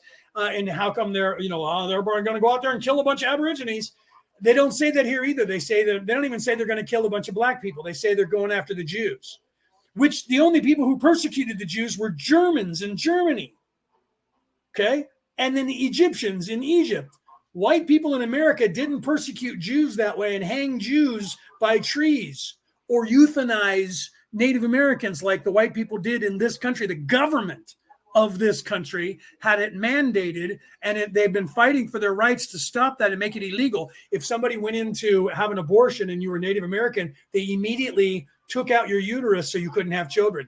When you gave birth in a hospital with white people, if you were a Native American, they took out your uterus so you couldn't have children anymore. Or they would go in there and cut your tubes so you couldn't have children.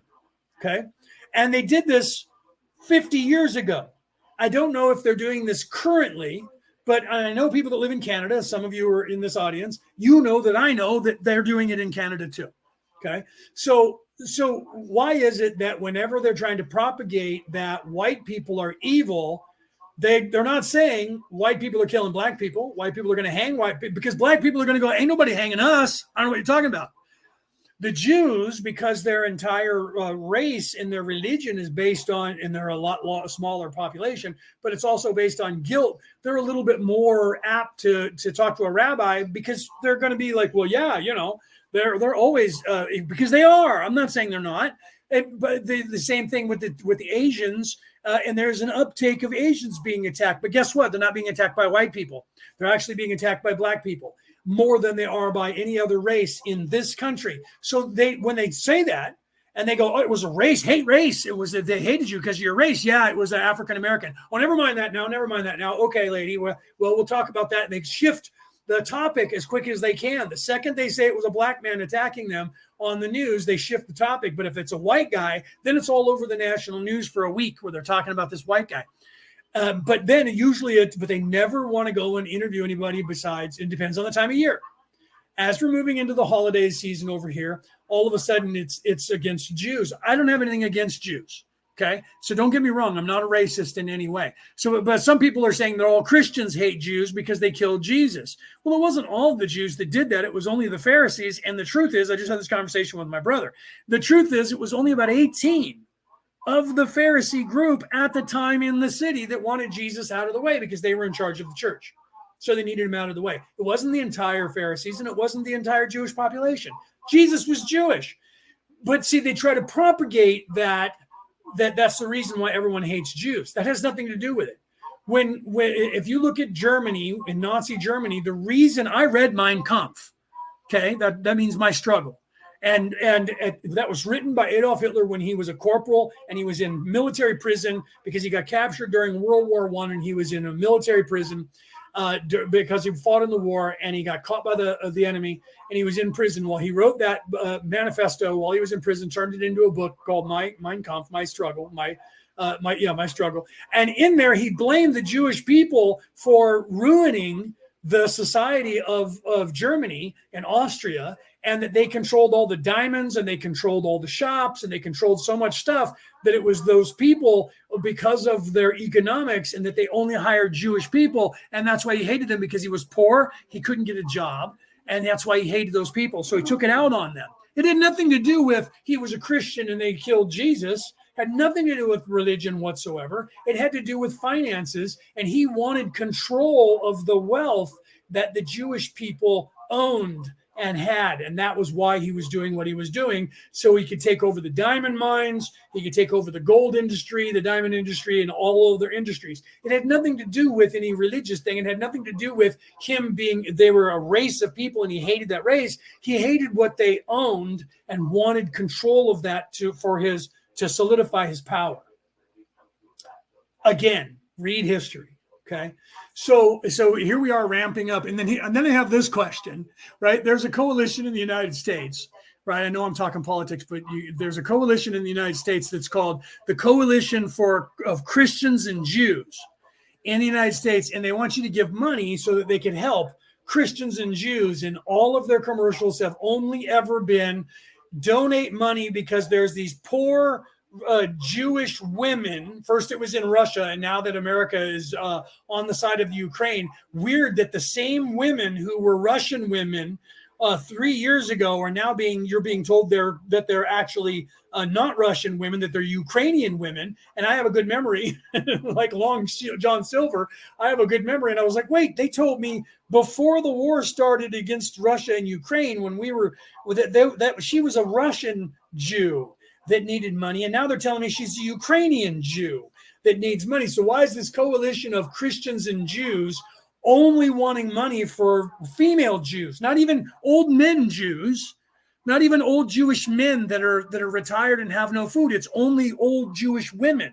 So where are the Christians that are also poor that need the money that they're trying to get you to give? And where are the men that are Christians and the men that are Jews that are also poor that need money?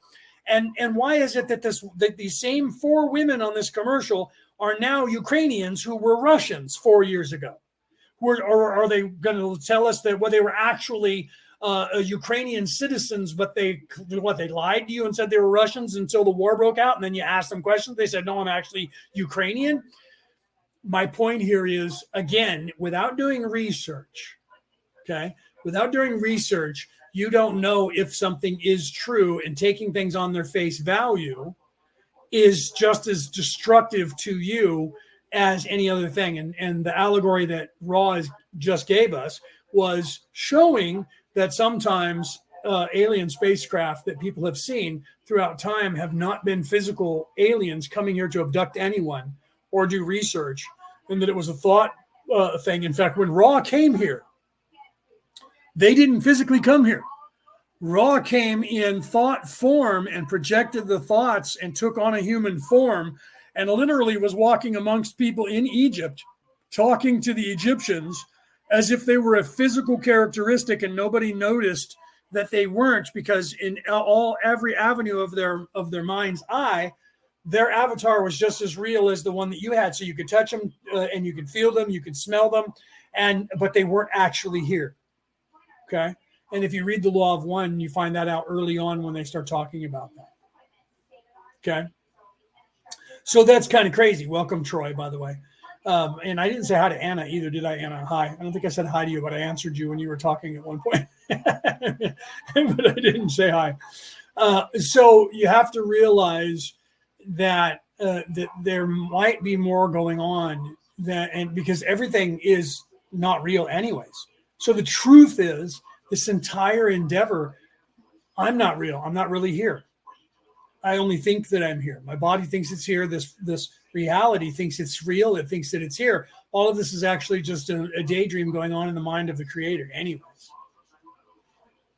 Right? That's the truth of that. So once you expand your consciousness out to the realization or the probability and the potentiality of the idea of that expands your consciousness. And that's really what Ra was trying to do with all the knowledge, but they only had limited access to what they could tell you, and I do as well. There are things that I would love to just spout off, and as soon as I try, I can't. That's just the way it works. And Cherry, hi, welcome. So righteousness, wow, that's a thought. Yeah, no, I mean that's exactly why I said it, and that's why Ra said it, was to expand your consciousness, and that's why. Because the truth is that literally you are the creator, whether you know it or not. We all are. We're all fragmented individual thought processes of the creator in a daydream in our minds, trying to know what it would be like. But you have to imagine how much stronger of a mind the creator has compared to our little teeny brain down here at this level. So how much of your mind, when you are daydreaming, how much of that daydream is a real now breakaway reality that you just created? Because to you, what's happening in your dream is just as real as what's happening out here until somebody says, hey, what are you doing? Where'd you go? Wow, I was in a daydream. But in that moment when you were there, it was just as real as it is here. But you were still aware of this place as well. So in truth, you're still aware of being the creator as well. You just don't remember it here. And the reason for that is explained by Ra, because when we did still remember that, having the daydream, just as if you do now, you have the cognitive ability of kind of what's going on around you, but it's dimmed, but you still are aware that you're somewhere else. And that has been taken away from you with the veiling so that you won't have that anymore until you can acquire it again by your ascension. Do you see? So that was taken away from you because the creator realized I'm lazy. Because when I knew that I was me the whole time, even though I was separated into a billion, trillion individual souls, I was sitting back going, yeah, man, I'll get there eventually because I'm God. We're all God. We'll get there eventually. Do you see? So the veiling had to become a process. That's early on in the Law of One, book 1, but before session 10. That explanation.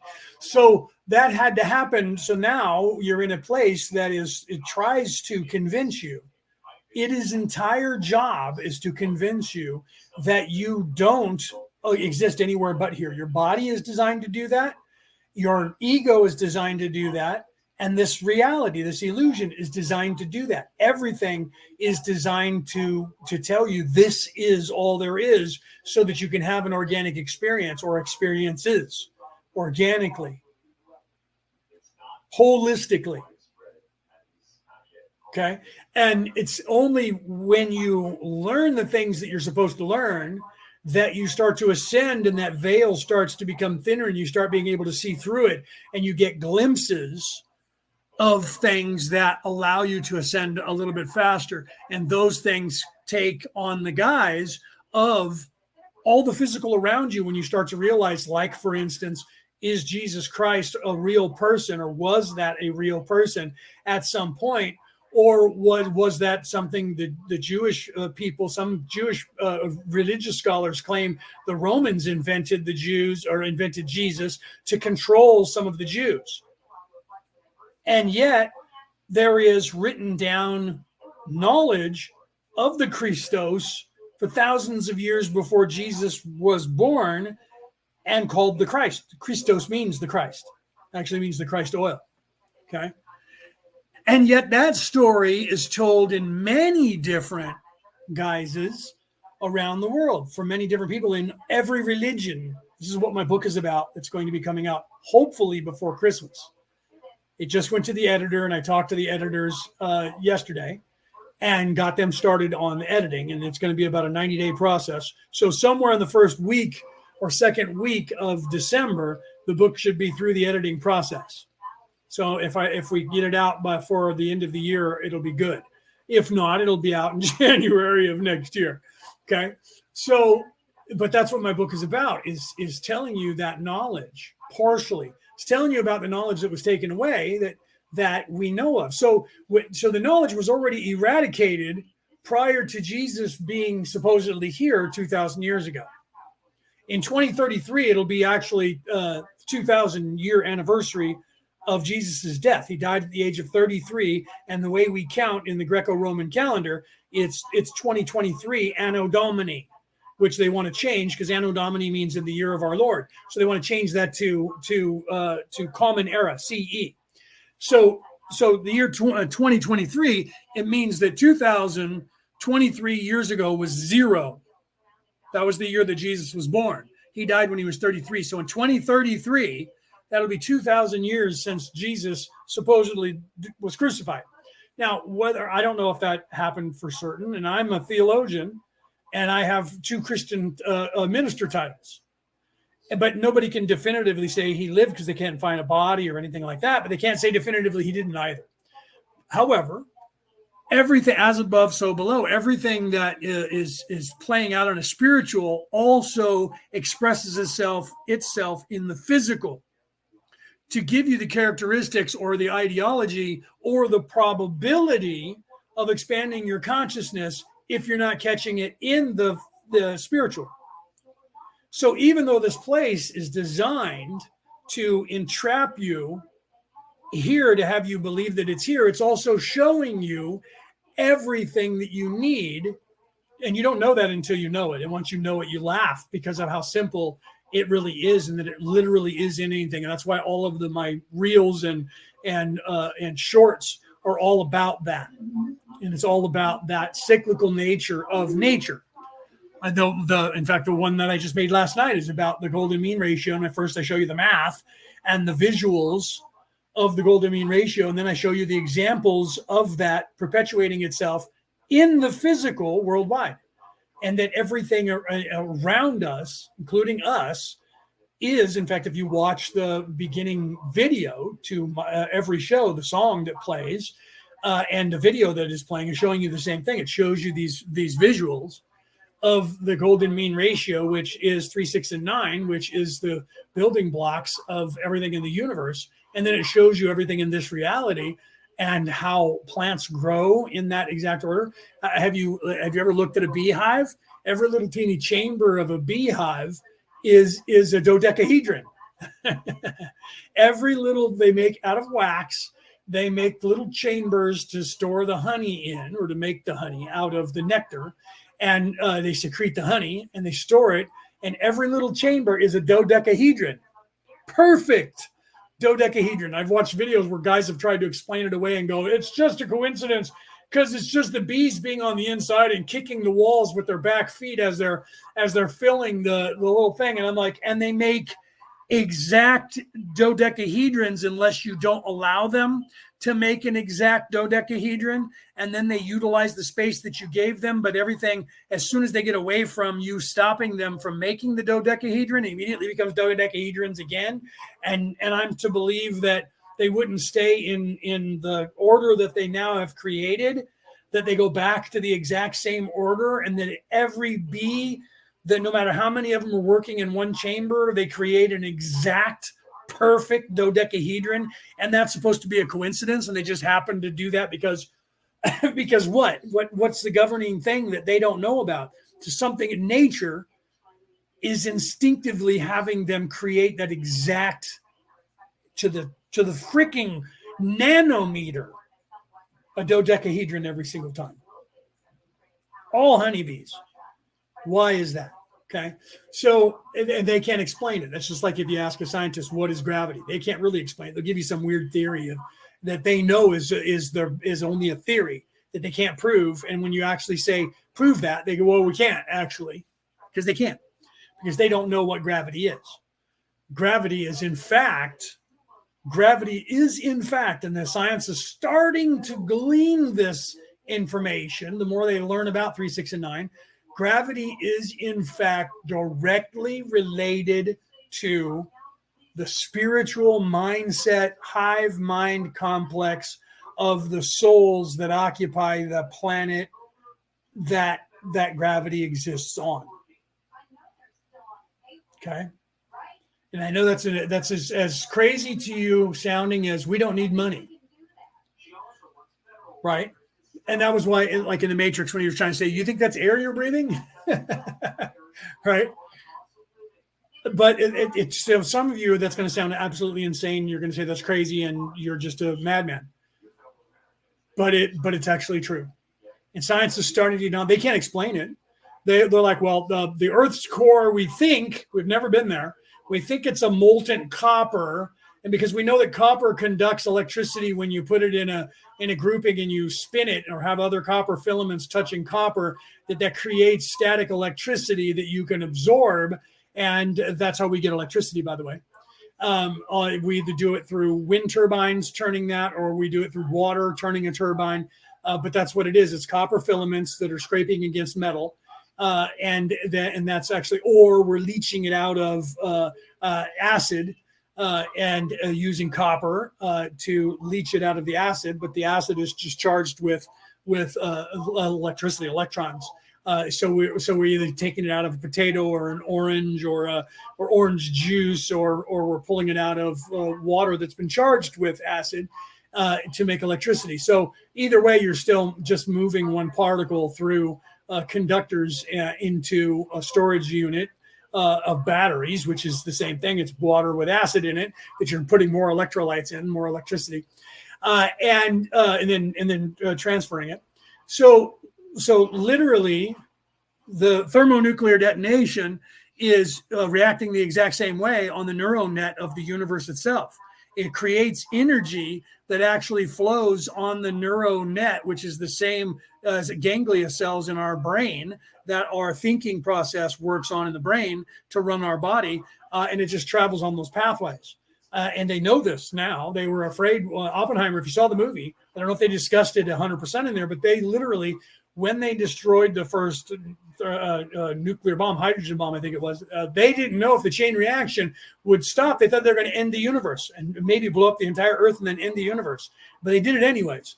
And luckily for us that it didn't. However, that's the pathways that is communicated upon in the universe and traveled on as wormholes, hyperspace wormholes on the universe. And when you have a thermonuclear detonation, it reverbs down those pathways because it's akin to having a stroke in a brain cell. And that's weird, because if the universe is not a big giant brain cell or anything, why does it look exactly like the human brain cell? Why does it act exactly like the human brain cell? And why does that actually act like ganglia cells and transfer electricity? Because it does. And science knows that. And when they talked about viewer created reality, and then of course the theory of relativity, they now know that the relativity works because of that neural pathway. And when you think of things they call fable and fake, like for instance the mitochondrials in Star Wars and the Force, that's what they're talking about when they're talking about the Force, and it binds everything, and everything is controlled by it, and it's in and around everything, and that you can utilize that energy for things. And they're telling you that was fake and just made up by George Lucas. Yet science is now telling you that actually does exist, and it's existing exactly that way. But they don't want you to believe that Star Wars is in any way close to anything of knowledge. But the truth is that it is actually what they're talking about. And the Vikings talked about Yggdrasil, the world tree, the tree of life. And guess what? The tree of life is those neural pathways in the universe. And that the tree of life connects all of the 9 worlds together. And the 9 worlds, if you look at the tree of life from every country, including the Asian one, there are 10 spheres of energy on the tree of life. And everyone's like, well, that's different than the Vikings because they only had 9 worlds. Yeah, one of them is the tree. That makes 10.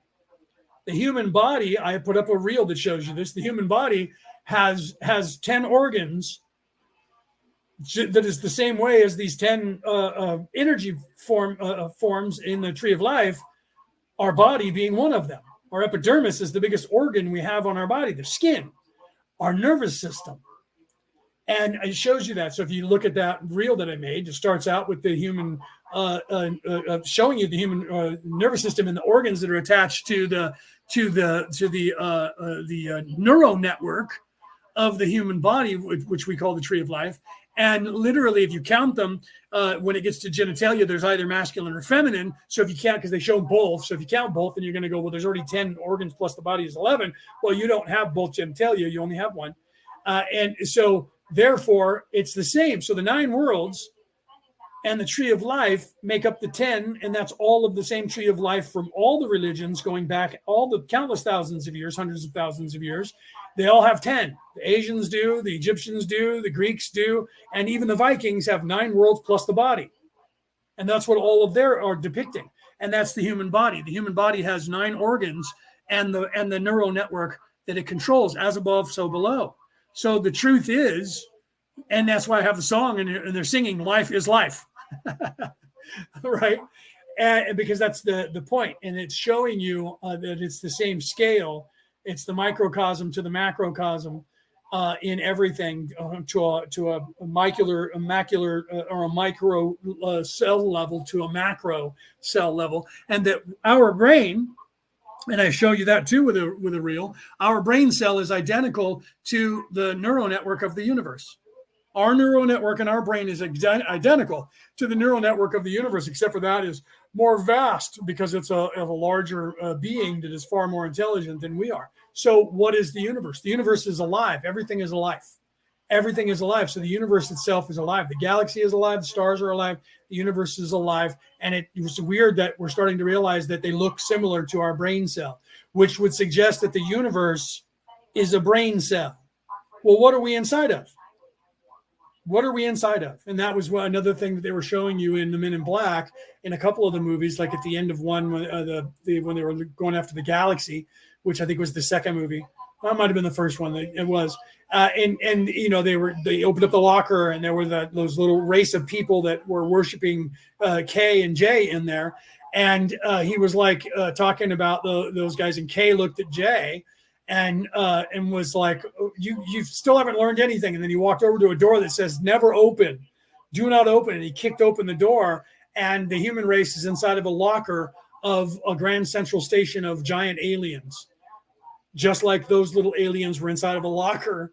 And he was trying to explain that size doesn't mean anything. And that was the purpose of the galaxy. Entire galaxy was hanging off of a cat's neck. In a little teeny bubble hanging off a cat's neck, and it was an entire galaxy.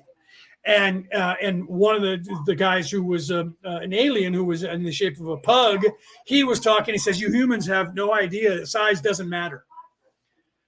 And that was so the entire that entire movie was just chock full of esoteric knowledge about the universe itself that just looked like a campy science fiction comedy. That they got some stars to play in, that most people are like, yeah, those were good movies. Had a good laugh. But there's stories behind stories within stories that are esoteric and that or you don't know about. They don't become exoteric until you know about them, right? They're esoteric until they're exoteric. So everything is that way in the universe. When you start looking at things that way, it expands your consciousness, it changes the way you see the universe itself, right? A tree of life in the body, right? Well, the tree of life is the body. The tree itself is the body. The human body is the tree. That would be the Vikings called it Yggdrasil. And that was the tree that was connecting all other parts, all over worlds. And all of the worlds, like Midgard is here on Earth. And Asgard is the place of enlightenment. That would be in our hippocampus, in our brain. That would be in the thalamus, in the brain. So that's what they called the light of the world. Jesus was the light of the world, and he expanded the consciousness.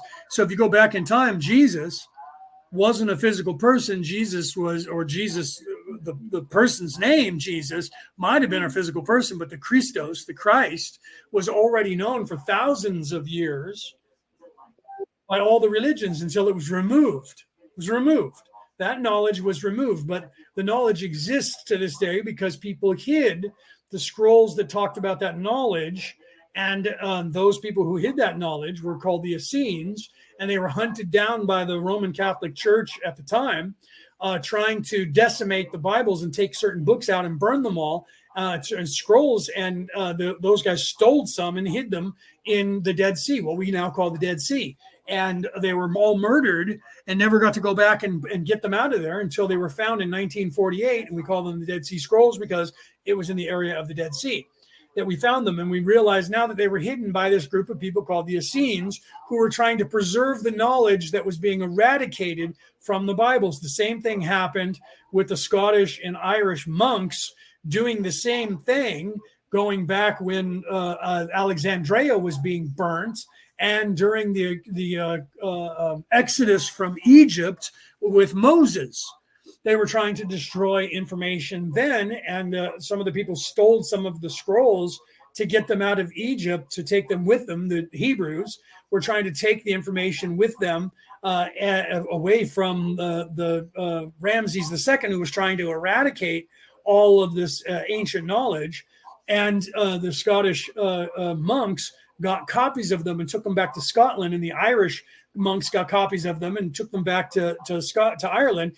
And now they're in the Book of Kells and the Colburn Bible by the Scottish monks, and all of the information that we have that is history, all of history that we currently have, was stolen by them and recopied by scribes over and over and over, and recreating more and more duplicates of books and manuscripts, and then having them shipped out around the world and having that done again to repopulate the world with all of the information that we currently have. We wouldn't have the Bibles that we have today if those people didn't do that. You can look that up in history. I'm not making that up. You can look that up in history. So every bit of history that we have, other than the Dead Sea Scrolls or anything we found in the last 800 years, is only here because these people hid them away, and we're finding them, or they copied them down and recopied them and then secretly got them out to people until they became common knowledge. And then museums went to get copies of them, and rich people went and get copies of them, and libraries were created by these. And then things were starting to be recreated. If you go back in time to the Renaissance, they tried to do it again. In the Renaissance era, they were burning all the books. They were burning everything, trying to eradicate knowledge. Why would they try to do that? Because they're trying to control the population.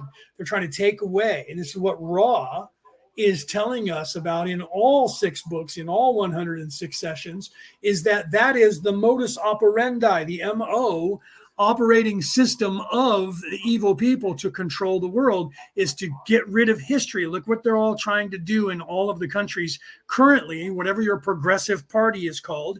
What are they trying to do? They're trying to destroy history, and they're calling it racist, or they're calling it whatever, and they're trying to eradicate that history, whether it's bad or good. We need history so that we don't repeat it. If we don't know that people were being slaughtered by the millions that were Jews, what's going to stop an entire group of people from trying it again? If we're not aware of that happening before, we're not going to see the signs when someone's going to start doing it, and an entire species is going to be eradicated because we weren't smart enough to see what was happening. That is exactly what has been happening over and over and over again. The Japanese did it to the Chinese people. If you go back in time, the Japanese people, that's why the Chinese people hate the Japanese to this day. The Japanese people were killing and murdering the Chinese people. Well, if you talk to the Japanese people, they tell you the Chinese did it to them under the different stages of like the Ming Dynasty and a few others. But the thing is, they destroy all of history. The Romans, as a standard, when they would go in and capture a nation, they would kill all the people that had the knowledge, the teachers and historians. They would burn all books, and they would knock down all statues, all temples, everything, and then they would build their own shit on top of it. The Greeks did it too. Why are they doing that? Because if you want to conquer a people, you have to conquer their minds. Shaka Zulu's idea was different. His was just murder everyone. Kill all the men and integrate the women into your society. right? And they talk about that in Conan the Barbarian. They show you an example of that when Conan was being taught by Asians, and then when he got his freedom, and at the time prior to him getting his freedom, they had him sitting on the table as a trophy, and they said, "What is life? What is best in life, Conan?" And he said, "What? Crush your enemies, see them driven before you, and and if I'm going to say the word wrong." And the irrelimination of the women, meaning confiscation and integration, the integration of their women into your society. And that was what they taught him as a warrior. The best thing in life is to go and conquer your enemies, see them driven before you, murder all the men, and integrate all the women into your society. And that way you eradicate the society. Coming forward, and so some of you are going to say, though, that's not what they've been up to. Literally, if you look at the time, this is why Mel Gibson made the movie of Braveheart. If you look at the time, Edward Longshanks, the evil king in England at the time, do you know what he said? He said, we're going to reenact Prima Noctra in Scotland. The problem with the Scots is there's too many Scottish people in there. So when he enacted Prima Noctra, and that gave all English noblemen who own property in Scotland the right to have sex with all Scottish women on their wedding night before their husband got to have sex with them. When they got married, they would go and kidnap her, and he would rape her and hopefully impregnate her so that she would have a English baby, not a Scottish baby. So they were trying to breed out the Scots to make them English. The same thing was being done by the Australians with the Aborigines, the same thing being done by the American government to the Native Americans, the same thing being done by the Canadian government to the Native Americans that lived there. And where did they get that knowledge? It all came out of Europe, and that came out of Rome, and that came out, if you go back far enough, it's been a standard. Eradicate history, kill the men, and breed the people into your people, make them you. And that's what they did, to integrate people into their societies. That is the modus operandi of these people. This is what Ra is telling you about. On a physical plane, what's been happening on this earth is exactly what Ra is saying. Well, you could say, well, Carla just saw that, and she was smart enough because her husband was smart, and they just saw that, and they were just hippies. If that's all you want to get out of it, then that's all you're going to get out of it. And you already think I'm crazy anyway from the stuff I'm saying to you. Right? So, yeah, and I apologize for anybody that were having a problem, right? Is it me or are you freezing? Right now I have a strong signal. At the time when that was happening, it might have been, but if someone else, Mel said it wasn't for her. So that depends on your latency and your signal, your Wi-Fi signal. If mine dips down, I do get a little sketchy, but right now it's strong. Most of the time I'm looking at it. I haven't been. A lot of times I'm looking at it and I know when it dips down and comes back up. Right now I have a full signal. But it also could be that you freeze and have to reset your screen. That happens a lot with people. That just depends on where you are and what's around you. And if a plane flies over or a military aircraft and jams your signal or whatever. And they're not doing that because they just do that because they don't want anyone to know where they are. And so they have jamming frequencies so that no one can spy on them. I mean, that's the truth of that. So I live with military bases all around me. I'm in California, which is in the United States. It's hard to live somewhere where there's not a military base near you or under you. So you have to realize that, and that's why people are like, oh, he's talking about politics. You have to realize that politics is the religion of evil, guys. Politics, money, power, politics, that structure, all of that is their religion. That is the religion of evil. That is religion of the flesh. If you read any Western Judeo-Christian doctrine, they talk about the flesh. The flesh means the body. It means living in 3D. But they didn't have that technical jargon of third dimension in 5,000 years ago. The people were not educated enough to understand what that meant. So they said of the flesh, and of the flesh meant of this reality, of this living in 3D. If Lao Tzu, who was it that just posted something? Cassie, didn't you just post something that Lao Tzu said? They wrote the book, the Tao Te Ching. Taoism is started from the philosophy of Lao Tzu. And he said in 634 BCE, that's before Common Era or before Christ, BC, he said then that he who seeks it will not find it. He who gropes for it will not grasp it. He who is of the body can never be of the spirit, meaning that he who is of the flesh cannot be of the soul. You have a choice to make. Your choice is to be of the soul and learn spirituality, or to be of the flesh and learn the ways of this earth. You can't do both. You have to live here. So we do need money because we haven't convinced societies that money is not needed. So to eat, you either have to have your own land, which they're trying to keep everybody from having, and grow your own food, which they're trying to keep people from doing. Because the only way they can control the society, I was just talking to someone about this yesterday, the only way they can control you 100% and keep you away from into the flesh and away from spirituality is that they can't have you having your free time. And so you have to be consolidated into the integration of the women. You have to be integrated into this society, which means you can't have your own house that you own. You can't have your own crops of food because you don't own your house, so you can't grow food there. Because if you have your own food and you have your own livestock, that's sustainable. That's what they're talking about. We need to do is have renewable, sustainable energy. If you own your own chickens and you own your own cows and you own your own goats and you're growing your own food, think about that. You're self-sustainable. You can now feed yourself on chicken, eggs. If you have pigs, you can have bacon and pork, and you can kill the steer when they get too old and you want to kill them for steak and for all your protein. You can grow all crops of nuts and berries and fruits and vegetables. And that's what people did for the first billion years of the existence on this earth. And literally in the past 150 years, they've tried to eradicate that. And especially in the last 70 years, they're trying to consolidate everything to where you don't own anything. Does it sound familiar? You're not going to own anything, but you're going to be happy. They're trying to sell that in America right now as this democratic socialism, where they're trying to tell people, we don't want you owning anything, but you're going to have whatever you need. Well, yeah, they're going to give you the basics to survive. You're not going to be rich. They are. You're going to have just the basics, and it's going to be all provided for you for free because they control it. They own you. You become their slave. And the second you don't think you're a slave, they'll turn you off. They won't let you get any food. They won't let you get any electricity. They'll just turn you off.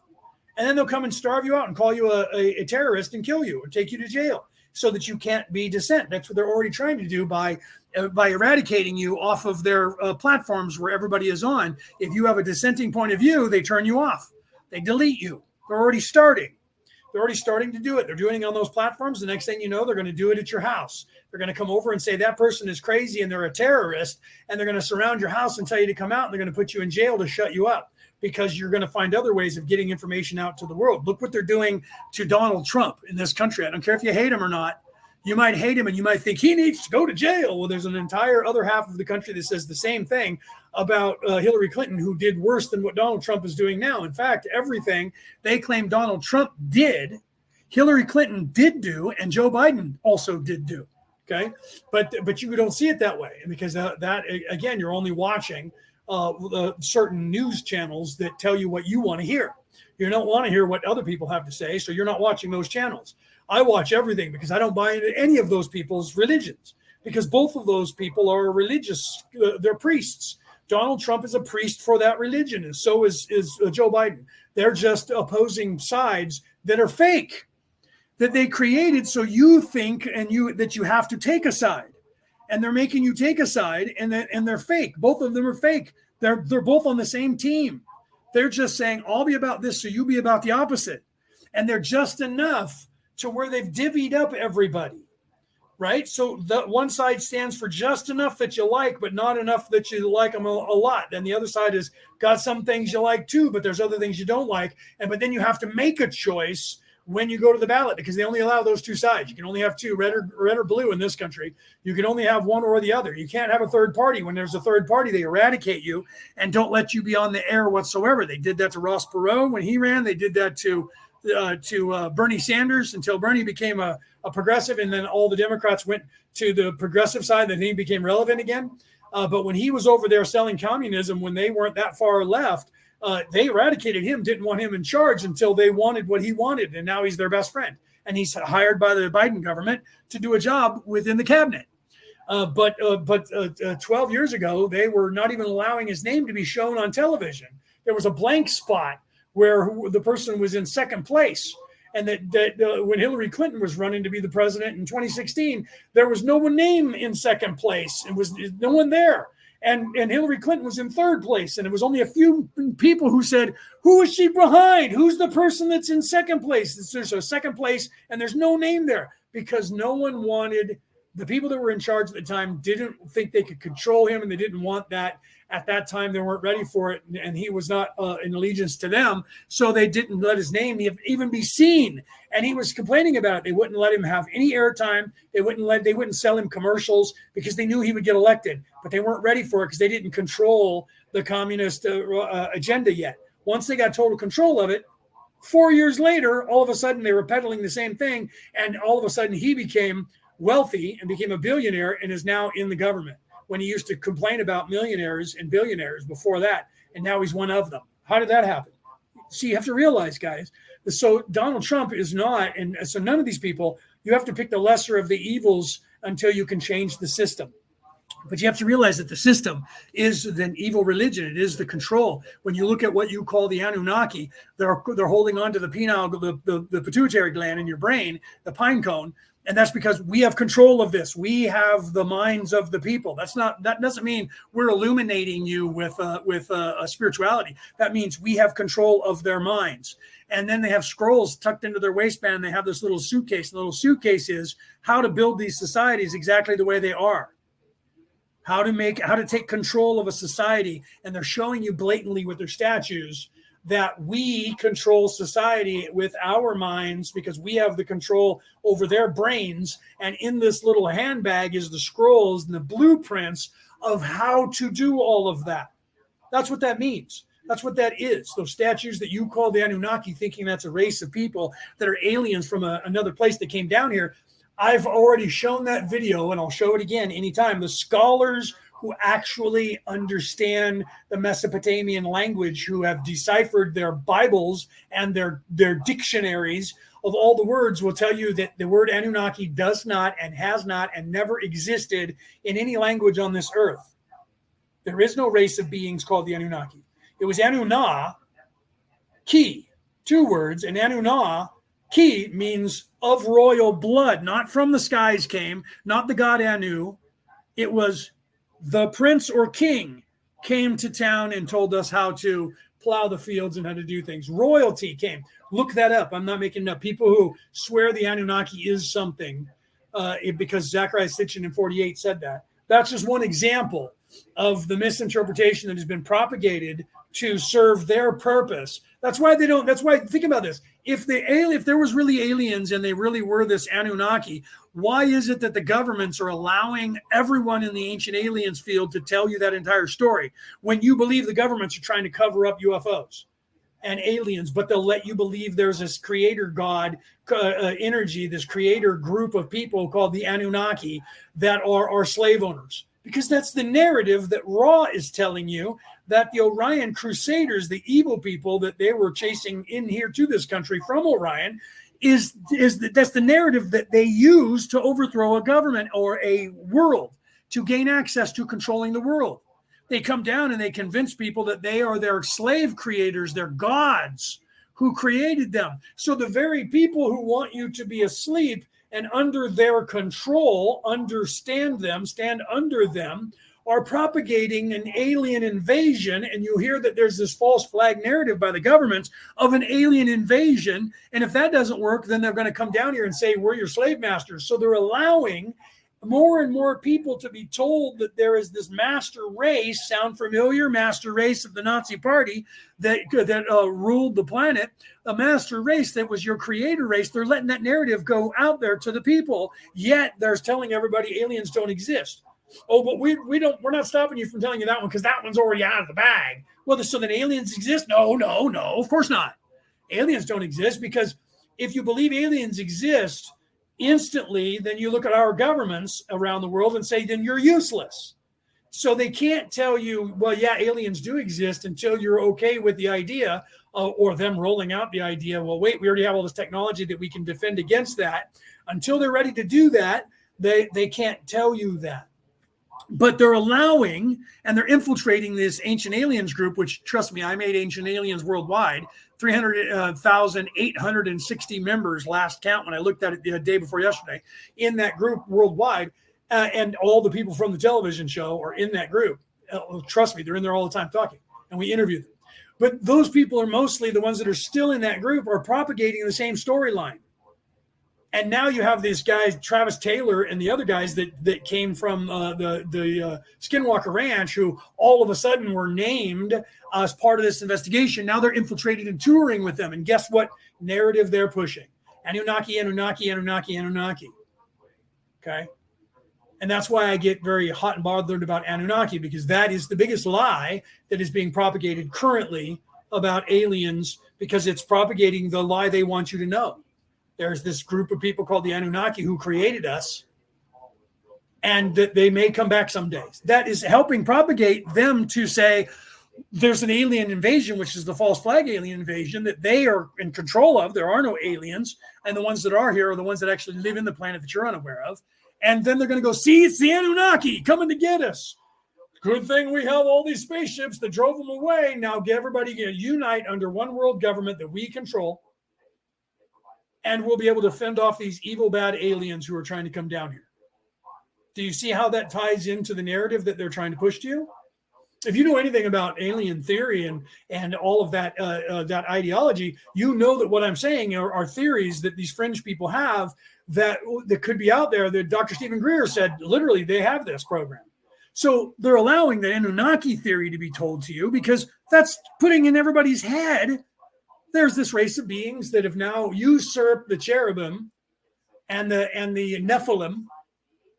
Okay, they were called the Nephilim. The people before Anunnaki became popular, they were called the Nephilim. Okay, because they're mentioned in different places, like, for instance, the Vikings and their religion that is 4,000 or 5,000 years older than Jesus. They have a planet, one of their 9 planets, their 9 worlds, that's called Nephilim. If you change the don't even change the spelling, but you change the pronunciation of that, it's Nephilim. Okay, so one of the Viking worlds is called Nephilim, and it's spelled Nephilim. Okay, and that's the difference of translation from a country. Okay, so think about that. So the planet X, planet 10, was supposedly this planet where this race of beings who were our creator gods, that it was supposed to be the god Anu, came from, by the way, and it was told that they were the Nephilim. Now they've changed that to, oh, by the way, they're the Anunnaki, because in 1948, Zachariah Sitchin falsely translated the words and thought that it said Anunnaki because Anu was the god Anu that was the Akkadian. The word Anunnaki is an Akkadian word. The word Anu, they think, is from the god Anu, which is an Akkadian god, not a Mesopotamian god. You can look that up. Some of you just saw the video that I posted last week after the show, because somebody in the show was talking about Anunnaki, and I posted a video for her and then sent it to a few of you, where the guy who was a doctor of linguistics tells you where the problem is with that translation. Then in 2012, Giorgio Tsoukalos propagated that by saying those from the heavens came, because that's what he claimed that Zachariah Sitchin meant by that. But it actually meant the god Anu came. So where do you get those from the heavens out of the god Anu? Because that was where he thought they were talking about, which is an Akkadian word, Anu, which is the Greeks that lived next to Mesopotamia at the time. The country was called Arcadia, and they were Greeks. And so therefore, the Anunnaki. Well, there's no spaces in any of that cuneiform text. Okay, so I'm not going to get involved in that, but it was propagated then and then repropagated in 2012 and going forward by Giorgio Tsoukalos from the History Channels. And you know that people like David Wilcock left Gaia and the History Channel because he said they were draconian and they were being run by the evil people who were propagating this lie. So you have Prometheus working for the same people, pushing the same narrative, getting popular, making all kinds of money. And then you have these people that show up from this other television show that's put on by the History Channel that now all of a sudden is integrated in with these people traveling around the world and saying he can tell you about aliens, but he can't tell you much about aliens because he's sworn to secrecy by the federal government. So I'm supposed to believe that he's about trying to help the human race when he can't tell me anything because he's under contract by the U.S. government because he worked for them. So what is he telling everybody around the world that is so important? Nothing. Not a single thing, but he's popular and he's up there and he's driving the same narrative. Anunnaki, Anunnaki, Anunnaki. Creator God, Creator God, Creator God. You're a slave, you're a slave, you're a slave. Do you see? What are they trying to propagate? That's exactly what Ra 40 years ago, almost 60 years ago now, was trying to warn the human race that there was their modus operandi, was to lie to you and tell you that you are a slave, and that is the vampire knocking at the door, and you have to give them permission to come in. And once you give them the permission to come in, then they can do whatever they want to you. And that's what they're doing. They're convincing the world. And the first Nephilim didn't work for generations. No one listened. And then all of a sudden it became popular, this Anunnaki. And so they literally just changed. And so Nephilim is no longer. And the Nephilim was removed from places. They don't even, only the ancient tomes talk about the Nephilim. And they never talked about them as being creator gods or conquerors anyways. So that's just disappeared because nobody was buying that story. And now Anunnaki is the prevalent slave master of people that are there, and that's what they're pushing to the world. And more of you out there are believing it. And the more of you that believes that, the more that it's going to become something. And that's why, because they know that we as a population, whatever we all believe, we create. Okay, and that's right from the Bible, right? I said it was Matthew. I think it's James. Doesn't matter. It's in Matthew, Mark, Luke, or John. And I think it was Matthew or John. No. So I think it's Matthew, chapter 18, verse 18, where literally Jesus is saying, God says that what you reap in heaven, I shall too reap on earth. What you sow in heaven, I shall too sow on earth. It's the other way around. But it's as below, so above, not as above, so below. What you sow on earth, I shall too sow in heaven. What you reap on earth, I shall too reap in heaven. Or some version of that the wording changes depending on the new translation, which you're not supposed to change the words of the Bible, but they change it all the time. And Jesus said in one of those verses as well, that if you had 1 ounce of faith, you could literally move mountains. What he was saying is literally, he said that word literally move mountains, meaning that you were co-creators. And what you believe en masse is what becomes your reality. So if you believe that you're beaten and you believe that the bad guys are in control and you believe that they're taking over the world, that's what's going to manifest. That's why they let you think those things. That's why they want you to think those things with these dialectics that they use, the Hegelian dialectic, which is really Marxist dialectic. That's his perversion of Hegel's dialectic, and Hegel was a perversion of Plato's dialectic. So literally, they want you to see negative. And there's no positive. And the positives they try to spin from a negative. And that's literally a modus operandi that Ra is warning about.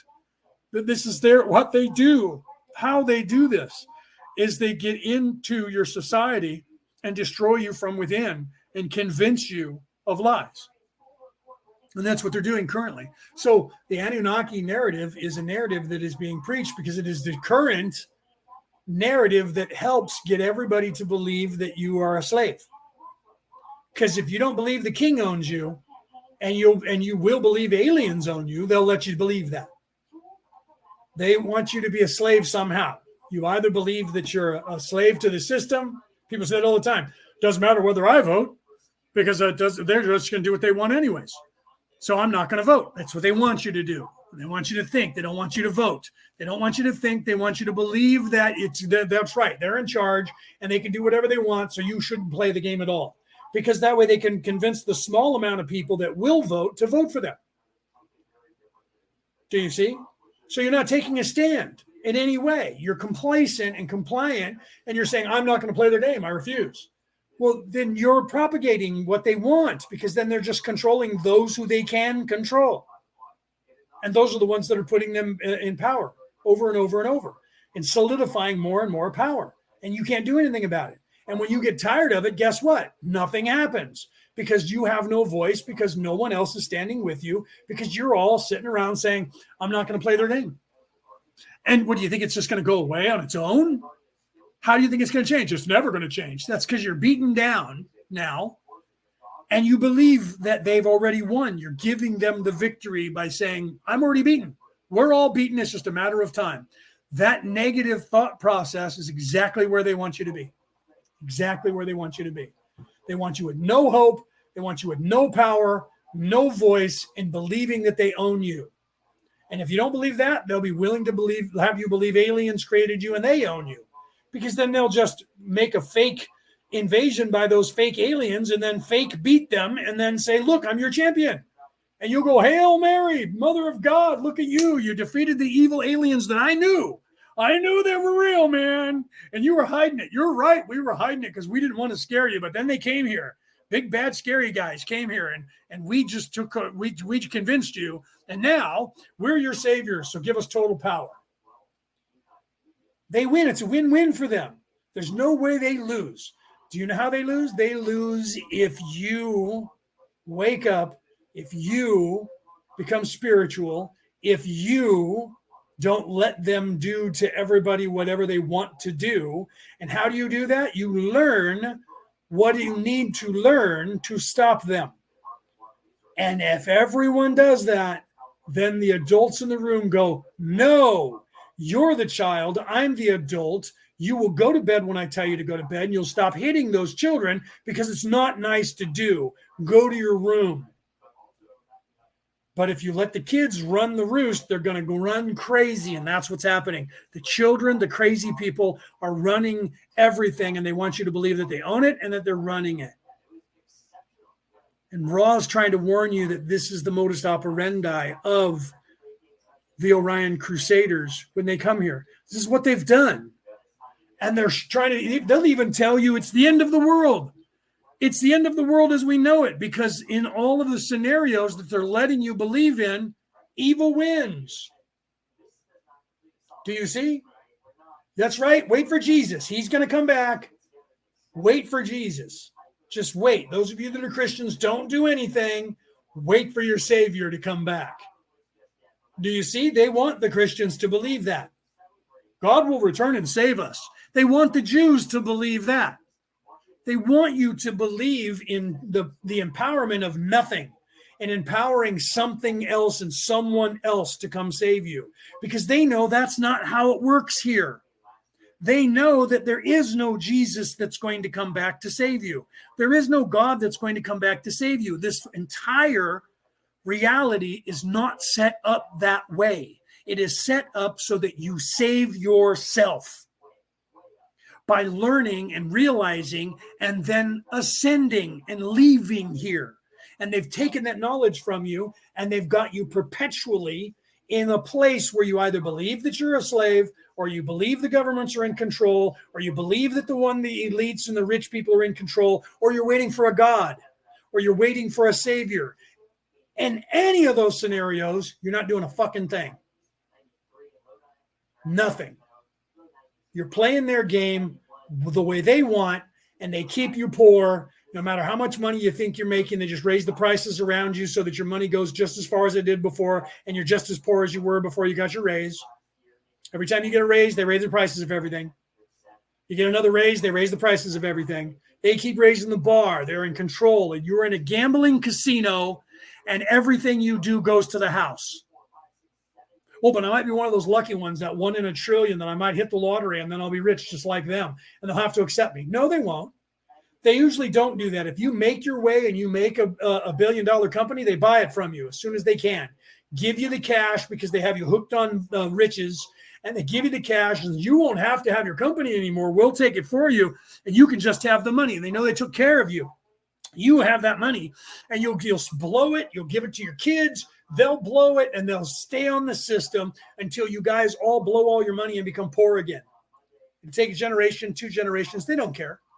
And then if it doesn't take and you end up becoming one of them, they don't care either, because by the time you get there, it's going to be your kids or grandkids, and it's not their problem anyway, because they're going to be dead. It's going to be their grandkids' problems. And if the grandkids aren't smart enough to see you coming and stop you, then they don't deserve to keep what they got, because I'm evil and I love myself only anyways. And I really don't give a fuck about my family or my grandkids. I'm going to leave them the fucking money because I can't take it with me. So I'm going to teach them to be just as evil as I am. And if they can't cut it, then they deserve survival of the fittest. They deserve to be taken over by someone else who's more evil than them. That is their religion. You need to get that into your brains. You need to realize that. Why did that guy rape me? Because he could. Because he could. Because he could get away with it. Why did that guy murder those people? Because he could. Why do drug dealers sell dope? Because they can. It makes them rich. Do you honestly believe that the federal government of the United States is not powerful enough to stop the drug cartels from bringing fentanyl into the United States? Do you honestly believe that the Australian government is not strong enough to stop the drug cartels from bringing fentanyl into your country? But they are. How is that possible? If they run your country, if the government runs your country, whatever government you're in, then how is it that foreigners are able to get into your country and bring drugs into your country and your government can't stop them? If they're in charge like they say they are, and if they're as strong as they say they are, why can't they stop the Chinese from getting drugs to your country and killing all your people? Because they're the fucking Chinese. They're the same people and they're making money off of it, guys. I know I'm sounding like I'm bitching about politics, but I'm coming to you from a standpoint of spirituality, and Raw is trying to tell you the same thing without talking about local politics, because Raw doesn't know about local politics and isn't, but Raw, they're trying to warn you that what's going to happen is what is happening. Okay? So when I talk about this, people are like, oh, there he goes, he's talking about politics. You need to realize that that's the religion of evil, that is the modus operandi of evil, that is their plan from the beginning when they got here to take control. All evil people want total power and control. It is their religion. And to not have that is as foreign to them as that thought process is to you. Right? I know Mel says real talk, right? I know there's shows called that here in America, by the way. I'm sure they have shows called that in Australia as well, right? So the truth is that, guys, you have to realize that when people say, I'm not getting involved in politics, they want you to not get involved. I don't need to take civics. I don't need to get involved in my community and just let them do whatever they're going to do. And I'm just going to survive and do what I need to do to survive. And that's going to be being poor and having just enough money, if you're lucky, to not be homeless, because that's where they're going to keep you until you make changes. So you can either buy into the system, become one of them and get rich, because that's the only way you get rich, is you have to in some way, even you go, I'm going to do that. I'm going to own my own company and I'm going to make $1 billion, but I'm not going to be evil like them. You're not. And when they realize that, they're going to try and end you. They're going to try and come and get your company. In this country, they have things that are called the hedge funds. Okay. And they have hedge funds brokers. And what they do is they go after a company when the company doesn't play ball with them when they get really big. If you won't sell to certain people to get you out of the way so that evil people control you, and if you start making too much of an impact into their money that they're not getting from you, hedge funds will then bet against you and they will wreck your company and ruin you to get rid of you. And then they'll pay another startup to be just like you under a different name. Only they control that person or the money that's behind it. That's what they do. That's why hedge funds, when people got wind of that in this country, and there was an app that was called Robinhood, people decided to go against hedge companies.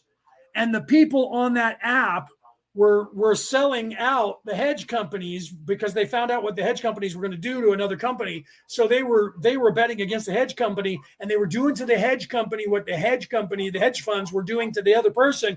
And the hedge funds, those companies lost billions overnight. Billions. They lost like $100 billion in a 24-hour time period. Guess what they did?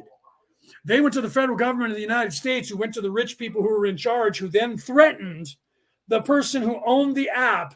And if he didn't shut down those people's access to fucking them over when they were trying to fuck somebody else over and ruin the company, and those people were ruining their hedge fund company, that they would ruin his company. And he turned them off and didn't allow them to make trades. Turned them off so that he wouldn't lose his business. Where's that company now? That company's gone. You don't hear about it. Where did they go? Do you see the reach? They were doing illegal shit that they made legal and ruining a company. And when people decided to ruin them before they could ruin that company, they usurped their control and went to threatened the company owner, turn them off or we're going to ruin you next. And he got scared and turned them off to save that hedge fund company. Not a joke. That happened in real life. Look it up. Okay. How do you think they have that power to do that? Because they've been allowed to. People heard that story and they were okay with it around the world. They were okay with it. He heard the story and they went, yeah, that makes sense. And then everyone laughed and went, the good guys, the little guy almost got over on the good guy. Well, you don't realize that what the good guy's doing is illegal. Because if it wasn't illegal, the small guys doing that to the good guys, they could have just called themselves a hedge fund company. Well, we're a new hedge fund company. Oh, wait, we don't control you. You can't hedge fund the hedge funds. Can't do that to us. Only we can do that. So when they acted the same way those people are acting, which is legal, apparently, then they stopped them from doing it and turned them off. Used their power to turn them off. So they couldn't do it. But when they do it, it's okay. Why? Because they're making money for the system. That's why Tom MacDonald made the song, The System. I don't think it was exactly because of that, but it was because of the system being the system the way I'm describing it to you. Not maybe that one particular event, but all the other events that he witnessed as well around the world. And he wrote the song about the system, telling you how they propagate you as a boy or a girl and how they train you from birth to think a certain way, because that way all the money goes to the system. That's why I referred to it as a gambling casino. You live in a gambling casino and they're in charge. You can't get ahead, but they give you just enough. You're on a treadmill and they hold a carrot in front of you and keep you running. And every now and then they give you a little taste or whiff of the carrot and then they pull it back away from you. Right? I know, Bo, you're still homeless. I know. Right? And that's what they do to you. So you have to learn to play their game a little bit so that you don't end up under the wheels, being crushed under the wheels. The squeaky wheel gets the kick. Right? So you either run fast enough not to be run over by the wheels of justice, or you get on top of it and ride the cart with them. But you have to be able to do that and figure out how to do that without becoming them. Okay. So we all have to have money. We all have to be able to live in a place. Otherwise, you're homeless. And if you're homeless and you try to go and live around other people because we're pack animals, you end up with a bunch of drug addicts and people that are violent. So if you try to go out by yourself, that's usually when people do better, is they go out away from everyone else and they hide in the wilderness somewhere. And then they call you some mountain man and crazy person because you do that. See, they try to, they make fun of you. I'm going to live off the grid because they want you to sound crazy for not wanting to live with society under their control, because then they can't control you. They don't want you doing that. They don't want everybody doing that. You can't have your own cows and pigs and chickens and dogs and grow all your own crops because you don't need them. And you can prove to the world that you don't need them. So they can't let you tell people about it. They can't let you do it. So in the cities, they're trying to ban it. Here in the United States, they're limiting how much people can buy and grow for themselves. And then during COVID here in the United States, they wouldn't let you buy seeds to grow food. So they literally were not allowing you to grow food in some states or get the seeds to grow food for yourself during COVID. They still wanted your control over you. They couldn't have everybody going back to farming because of COVID and staying away from everyone. They wanted you still going to the store and buying food and having it delivered to your house. They needed that to keep their system going. So and everyone was going and buying seeds to grow their own food, preparing, and then they had to stop people from doing that.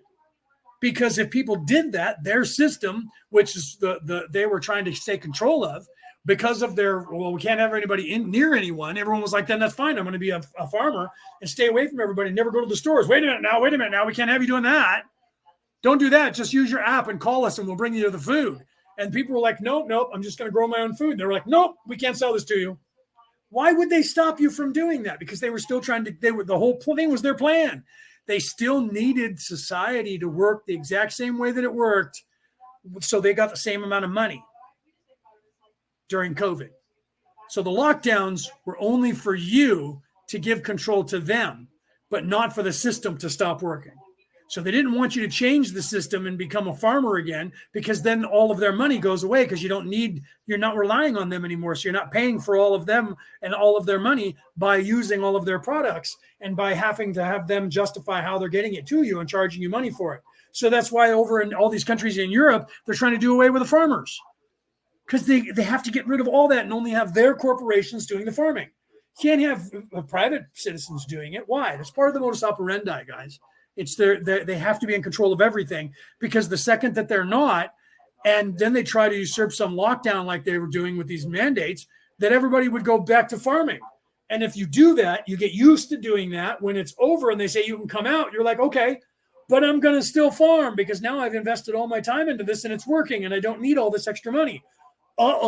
Their system breaks down and they stop making the trillions of dollars that they're used to making. And guess what? Society still operates without all the money going to them. They can't have you knowing that. They can't have you knowing that. So they have to stop you from having the ability to do that, because that's what people were wanting to do, to take care of themselves. They can't have you learning that.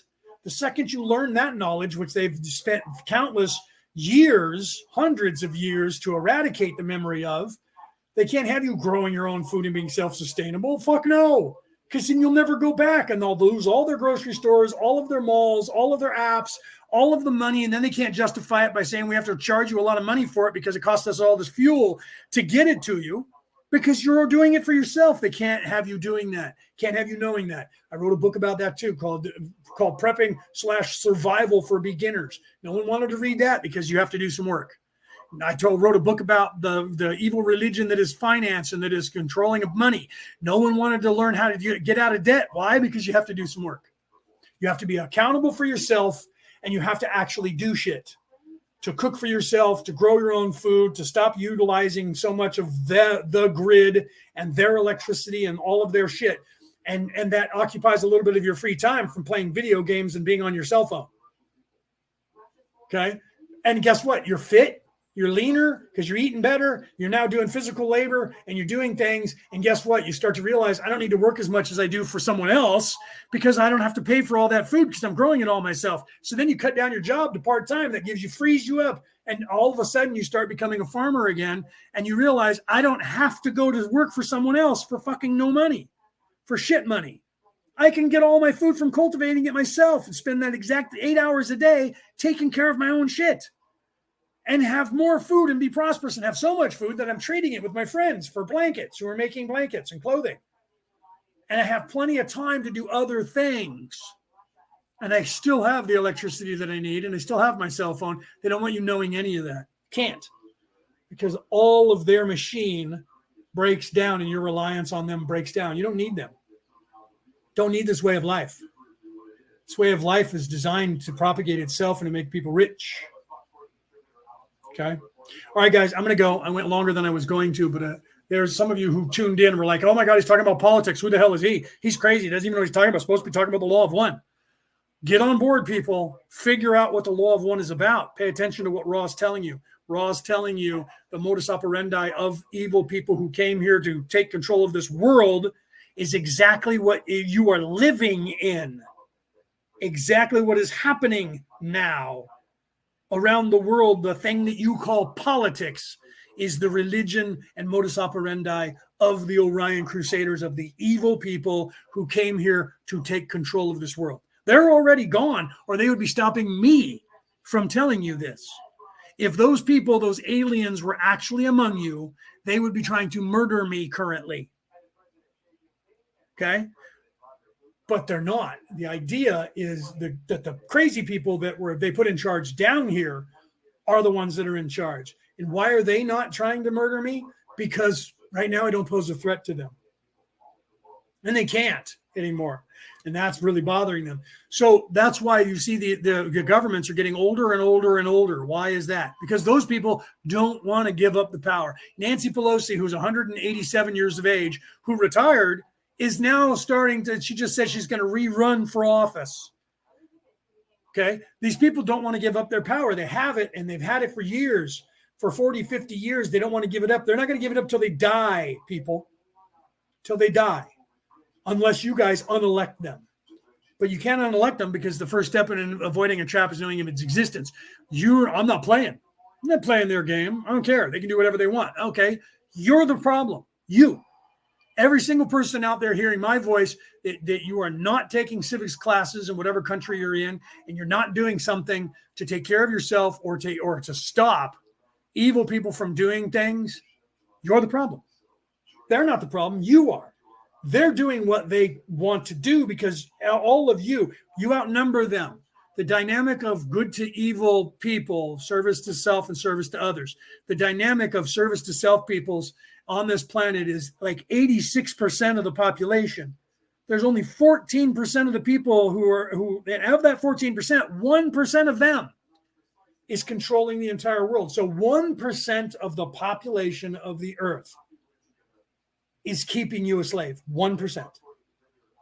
That's like 1 million people worldwide. It's like 1 million people worldwide are keeping the entire species from being free. Because 80% of you aren't playing. I'm not voting. I'm not doing anything. I'm not going to play their game at all. I'm just going to live my life and do nothing. That's what they want. They want that more than they want anything else. They want you to sit down, shut up, and do nothing. Period. Till you decide to do something. I don't care what it is. Change the channel and not listen to me. It's something. That's better than nothing. If you want to ignore me and pretend that your world is the way it is, you go ahead. I'm doing just fine. I don't need to listen to you. That's just going to get us all killed. No, if we don't let them, I'm not saying that we need to overthrow governments. Vote them out. We just need to change society. Listen to Mahatma Gandhi. Be the change you want to see in the world. We don't need Mahatma Gandhi literally defeated the empire of England, the British Empire, without raising a weapon. Defeated them without violence to show the world that it was done. Jesus defeated the Romans the same way. Muhammad did it again. Okay. Moses did the same thing. No violence, no military. Moses defeated Ramses II and brought all of the Jews out of Egypt and back to Jerusalem. Okay. These leaders in history that actually made a difference to the world did not do anything violent. It's not necessary. That's what they want you to do. They can't wait for you to get violent so they can justify violence against you. You need to change them from within. Oh, we can't do that. They're already in charge, man. We can't do anything. Take a civics class. You start at the low level and you go, okay, we have to wait for all these other ones that are in charge to die of old age. So I might not see it in my lifetime. It might take 50 years. But if you start now and you look at and you have children and grandchildren, how do you want them to be in 20 or 30 years? Do you want it to be worse or do you want it to be better? If you have children, you want it to be, that's another reason why they don't want you to get married and have kids, by the way. If you have no vested interest to leave a legacy to anyone because you're not married and you don't have kids, then you're self-serving. And that's what they want you to do. I don't give a shit. I don't have kids, so I don't have to leave anything behind. I can be whatever the fuck I want. I'm not listening to you, Leo. You're a fucking crazy lunatic. Pardon all my American language coming out. But that's what they want. They want you to be self-serving. They want you to be about now, and that's it, and not care about the future in any way. If you care about the future, you have to make changes. You can't change it you got to chop the head off the snake. No. That only works. Violence begets violence. What you need to do is you need to make changes at a lower level and watchdog all these evil people and stop them and let them know we're watching you. And you're not going to do that. And you stop things. You start at the school levels and don't let the schools tell your kids that they own them and they don't tell you that they own you. Then you tell the city and the board members, if they don't want to listen to you, you vote them out and get new ones in there. Same thing with the board of directors for companies, the same thing for your school board of directors, and then your politics in your cities. And then you go to the county level and you just move up slowly over the course of time. And you start removing those people and keeping a watchdog eye, and you teach your kids to do the same thing. And the next thing you know, by the time you're an old man and your grandkids are in high school, you'll see that the world is a completely better place than it was when you were in your 20s and 30s. But if you don't do anything, it's going to get worse because they're counting on everybody, all of you out there not doing anything. All right, guys, I love you. Read the Law of One, because Ra is telling you that exact same thing without talking about the religion of evil. Because when they came through 40 years ago, if I would have said these words to you 40 years ago, I knew this 40 years ago. I couldn't say this out loud. People were already thinking I was crazy when I was saying, we need to be really careful about our energy and how we look at other people and how we think about other people and the things we say about other people. Well, we need to be worried about that because we're propagating what's happening to them. If you tell your kid that your kid is useless and you're nothing and you're never going to be anything, the kid's going to believe that and they're going to do that. I said that when I was 16 years old. and people said I was crazy. Now it's being taught as a standard that we have to be careful how we treat kids, and that that's abuse to tell your kid and yell at them and tell them that they're nothing and they're useless and they're stupid and they're dumb. But when I was 16 years old and I was saying that to people looked at me like I had some problem with drugs.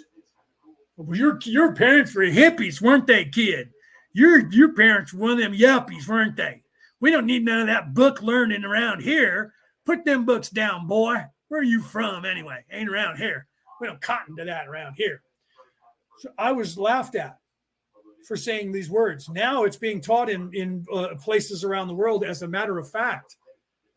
But I couldn't tell you what I'm telling you right now back then, because they would have locked me up as if I was crazy. They would have put me in a fucking institution for saying what I'm saying now. Now people just hear me as some crazy guy talking politics. 40 years ago, I would have been a madman, ranting and raving on the street corners. When I look back now and see those people that people talked about on the news that were crazy on the street corners out there screaming and yelling about the end of the world, those people are fucking out of their mind crazy. And now I realize they were actually not. They were actually telling us, this is the end of the world. This is the Ragnarok. This is the time of troubles. They were saying that 40 years ago, and people said they were homeless people that were crazy. And I was seeing priests out there doing it. And now I go, those people were awake, right? But at the time, as a little boy, I was like, maybe they are crazy. And then I started realizing what they were saying was true. And I was looking around and saying, I can't tell anyone this because they'll think I'm like that. They'll think I'm crazy like those people. Well, now I can see it. But some of you still think I'm crazy. But it's not the majority anymore. Some of you listen and go, wow, that's actually kind of profound. 40 years ago, I was a madman ranting on a street corner for using the same words that I'm using now. 20 years from now, what I'm saying to you now is going to be prophetic. You're going to be going, listen to that guy talking. He's preaching prophecy out of that guy's mouth. And some of you are going to go, I remember this guy, this crazy guy that everyone thought was crazy. His name was Leonard O'Neill. If I'm still around in 20 years, you're going to go, I remember him when nobody even knew what that was and they all thought he was nuts. Okay? All right, guys, I love you guys. Karen says true, right? So, but it is true, guys. Karen knows this. There was a time I thought Karen was crazy. Some of the things Karen said, I was like, Karen, she's got to be smoking something. That's even more French than I am. And now I'm saying the same shit Karen was telling me 5 years ago. Right? Karen Cox in the crowd right now. True story, Karen. You know that. We've had conversations. And so some of the things she was saying, I was like, oh, man, that's even a little bit more conspiracy theory than I would say. And now I find myself saying the same shit because now I know that what she was saying was true. Not because she convinced me, but because I started looking into it because she was saying it. And then when I went down that rabbit hole, which is what she said, go down that rabbit hole, you'll be back. Right? So when Karen comes on, I love when you're on here, Karen, because you were one of the people that have been awake, and but you don't use your voice as much as you should. You should be out here like I am on the air all the time telling people. But then again, you probably get the same pushback that I get. That person's nuts. Right? Mel says, I'm one of the crazies. So is Cassie. Most of you guys that are here I'm speaking to the preaching to the choir, but it's okay because you guys are doing the same thing in your right. You're expanding that to other people as well. And that's expanding that out to other people, right? So eventually all of us, I mean, all the things that I said during COVID, 99% of every conspiracy that I said during COVID that I got deleted for is actual fact now. And I'm not saying that I was the only one saying these things because there was many, many millions of people that were saying the same thing. And people say that now. Even Tom McDonald said that in one of his songs he just put out last month. All the stuff we said during COVID that you said was crazy is now fact. True story. All right, guys. I love you guys. Have a great night. Have a great weekend. I don't think I'm going to be on with Jacqueline tomorrow. I think she's got somebody else lined up. We did talk about it.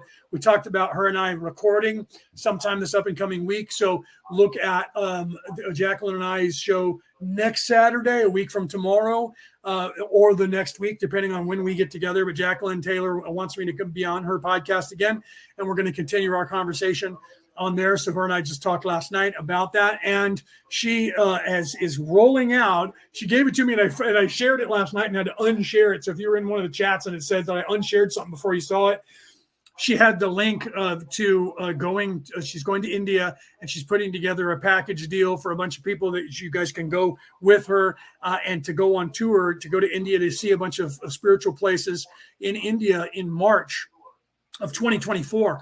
And she has a website that she's putting together that has all that information there, and that you can click on that and go there and securely pay for your package to do this without having somebody rip you off.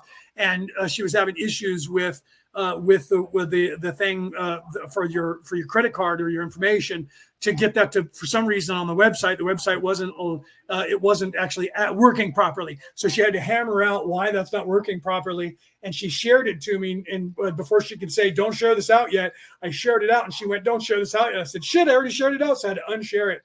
And she said, I'm going to get it put together, and it should be out to where she doesn't want it to go out. She has a commercial that I put out for it, but you can't, there's no information for you to click on to go and look at tickets or packages. She has that part set, but now she's trying to get the pay part set so that it's working properly. She wants the website to work 100% before she launches it to people. So that'll be coming out, just so you know. So you can go to my Facebook page and still see the commercial, or look up Jacqueline Taylor or the links from my page to get there, and you can see the commercial for that trip. And she has other trips that she's planning. I'm not going to talk about those exactly yet. That she told me that the different places around the world for 2024 and 2025 and 2026 that she's already also planning. They're in the works. And so that stuff is going to be really cool that she's doing. And as we're going into the holidays, know that we were just discussing in the chats, Peter GV and Cassie and myself were just discussing in one of the chats to do a couple of events going forward as we're going to the holidays. You know, we do that. The Jacqueline Taylor has the global ambassadors that she's rolling out for the solstices. We're going to start rolling out the global ambassadors of light, where we're going to be starting to do some of these events and having people come on and talk going towards and through the holidays. So that starts to ramp up a little bit in the holiday season because of the different solstices that are coming up and the harvest festivals that are now happening around the earth. That we do at this time of year in the northern hemisphere of the planet. So we're going to be doing that going forward. And like I said, hopefully my book is done editing and ready to come out before the end of the year. It looks like it's going to be the first or second week in December before it's done being edited. So hopefully we can get it in the stores before the end of the year. But if not, it'll be in January. I would like to get it out during this Christmas season for the holidays. But if I don't, then it'll be out when it's supposed to be out. But look for that. I'll be promoting that as we get closer. I'll let you guys know what's going on with that. And that'll be really cool. So then I'll be doing, working with that. But in the meantime, look for Jacqueline Taylor. Look at her. If you're not already subscribed to her YouTube channel, you should go and do that. You can find the links to that on my Facebook page to get out there. And if you're interested in going to India on a spiritual journey in March of they think they're leaving the United States on the 18th, unless that's changed. That was tentative.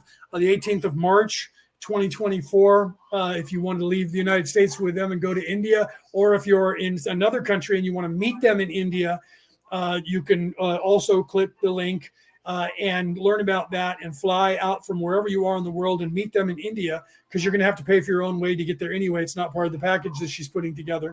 You have to pay your own airfare, but then the package that you have is going to be all the places and sites and stuff that she's putting together for you guys to tour in India. And then there's going to be others that she's putting together. So it's going to be really cool. You guys might want to take a look at that. All right, guys, I love you. Well, she'll be live tomorrow at, I think she was live at 12 or 1 Pacific Daylight Time here in the United States on her show. So she'll be on tomorrow with another guest, I believe, or at least something that she recorded.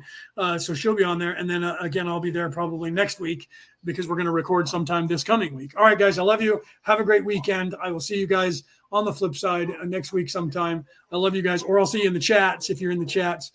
Peter Coyle shows up just as we're getting off here. Peter, welcome. I saw you there a few minutes ago earlier. He was here and he was typing in numbers again for you guys to do math, but I didn't mention it.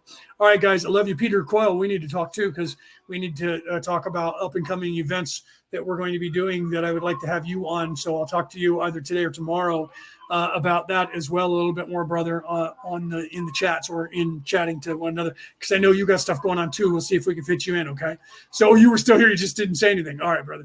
So thank you for being here, my brother. And, but we will be having a meeting at some point coming up. Just know that. Cassie knows that we'll be having a meeting setting up what we're going to be doing. I'll probably be producing coming up because we have a couple of events that we talked about spirituality and about magic users again, to talk about things. Even Jacqueline's on board with that. She wants to come and talk about that with magic use and mediumship and all of that, and the spiritual side. So Jacqueline's going to be there. Peter threw around Peter GV, that is maybe getting Aaron Fowler to come back to talk about the shaman side. We'll see. We're going to put all this together. It's tentative right now, but we want to do it between now and the end of the year. So we're going to do at least probably 2 shows where it's going to be a few, 3-4 hours out of the day to do this. So it's going to be really cool, guys. Look forward to that. All right, guys. I love you guys. I'll see you guys next week.